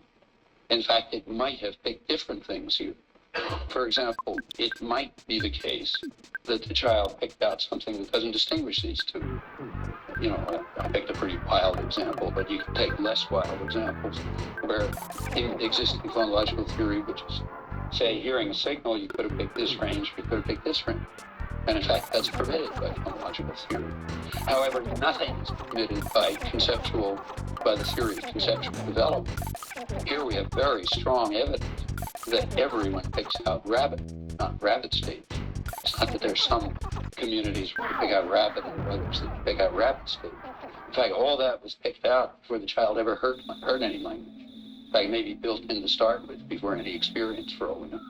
So looking at the question naturalistically, we've granted exactly the wrong talents to the linguist. We have not granted the linguist the ability to solve this indeterminacy, although it is solved in the world. And we have granted the linguist the ability to solve this indeterminacy, though in fact it really is indeterminate. Not totally indeterminate. There is a theory which will ultimately resolve it. But on presentation of a single signal, you don't know. When you hear the first signal, you don't know whether it's in this range or this range. So that's real underdetermination. And there's a science that explains it and deals with it and tells how you converge in one answer or another. Here, there's no underdetermination at all, as far as we know. So to conclude, here we have a problem with indeterminacy, and here we don't, is very curious. Very curious indeed. Well, why is the linguist allowed to do that? And why is he automatically granted all the theory that lets you get as far as Gava guy? Well, I think the answer, there's no rational answer. But again, there's an answer that comes out of intellectual history. Gava guy has to do with the perceptual articulatory system. And the perceptual articulatory system is far enough away from the soul so that you're allowed to be rational. But the concept rabbit somehow is closer to the soul. So we've got that same problem of the particle being repelled as it gets closer to the question. As you get closer to it, you have to veer off to more and more irrationality. I don't think there's any other explanation for this. If you think this is wrong, try to work one out.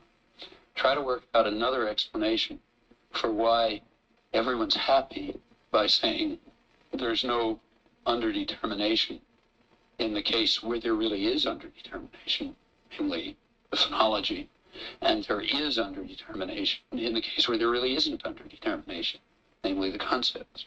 Why is everybody happy with that? And why is it the basis for huge theories about humans and so on and so forth? Well, as I say, there is a reasonable theory, wherever it was.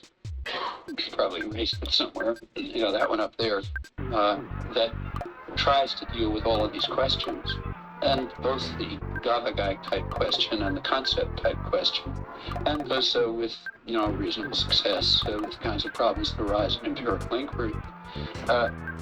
We're told by the anti-nativists that theory has to be abandoned, not because it's false. They don't provide any evidence against it. It's just you're not allowed to do it, period. Philosopher stipulates that you're not allowed to do it. Philosopher stipulates that you have to pick this theory, although we know it to be false, and it was totally arbitrary, and the assumptions that it makes are completely irrational. That's where that debate lies. Now, perhaps what seems to be the right theory ought to be abandoned. In fact, very likely it ought to be. Chances that we've hit the right theory are very slight. So probably it'll be abandoned. Probably 10 years from now, somebody will have a better theory. That's what we expect. But to show that it ought to be abandoned in terms of something unknown, it does not suffice to require that the linguist abandon naturalistic inquiry. That's not a good enough argument. It's not enough to say you have to abandon the methods of the sciences and you have to accept arbitrary stipulations that I make up. That's not a strong enough argument. In fact, it's no argument. And I stress again that nothing comparable would ever be considered for an instant in the study of other aspects of growth, say a chicken embryo, or for that matter, even phonetics. If somebody were to come along with similar stipulations in, say, the sound side of language, even the philosophers would laugh. But when you get to the conceptual side or the structural side, it's taken very seriously. Well, again, that seems to be a radical form of anti-naturalist dualism.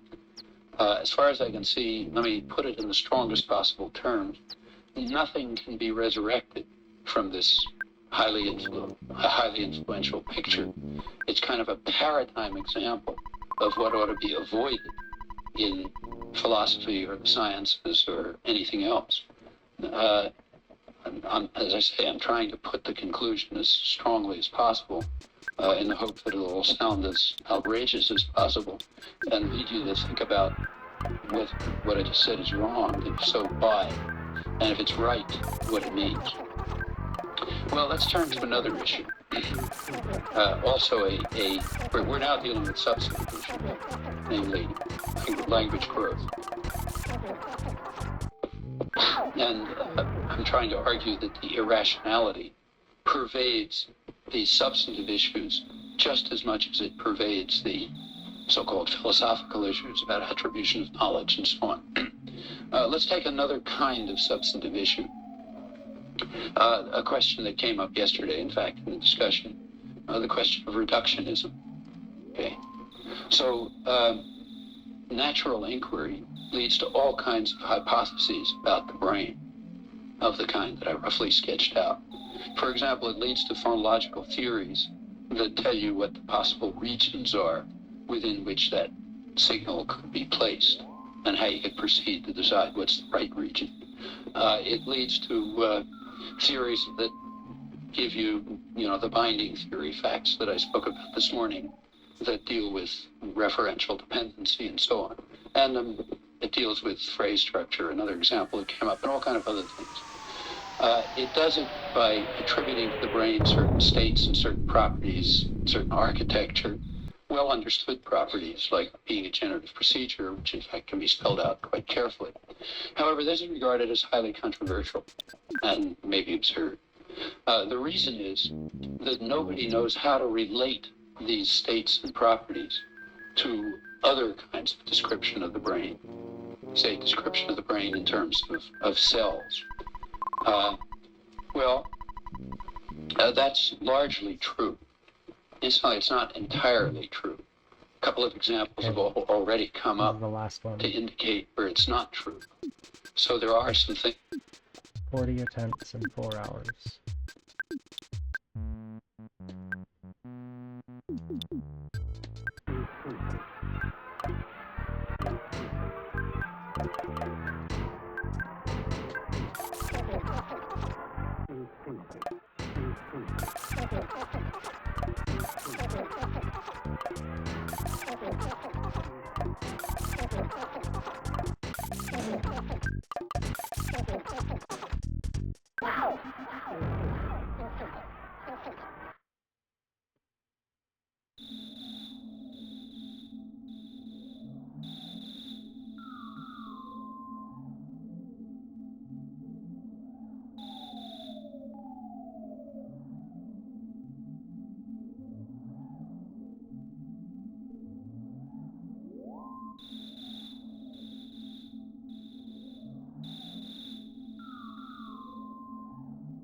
About localization that are known, which are not trivial.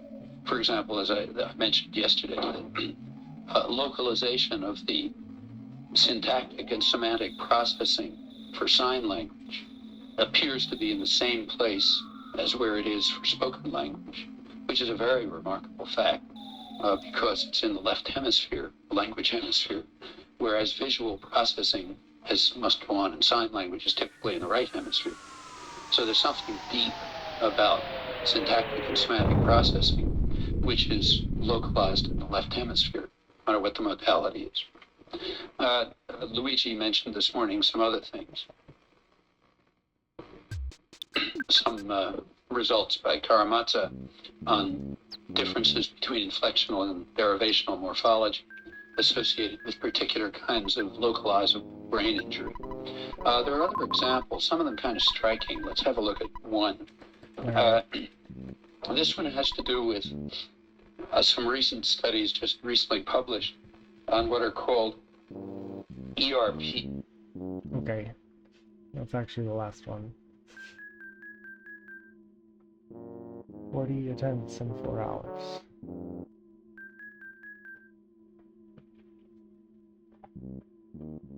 Sub 4 is possible, but do not stop it. Sorry. Yeah, it's possible, but not without the broken save file, so we'll see.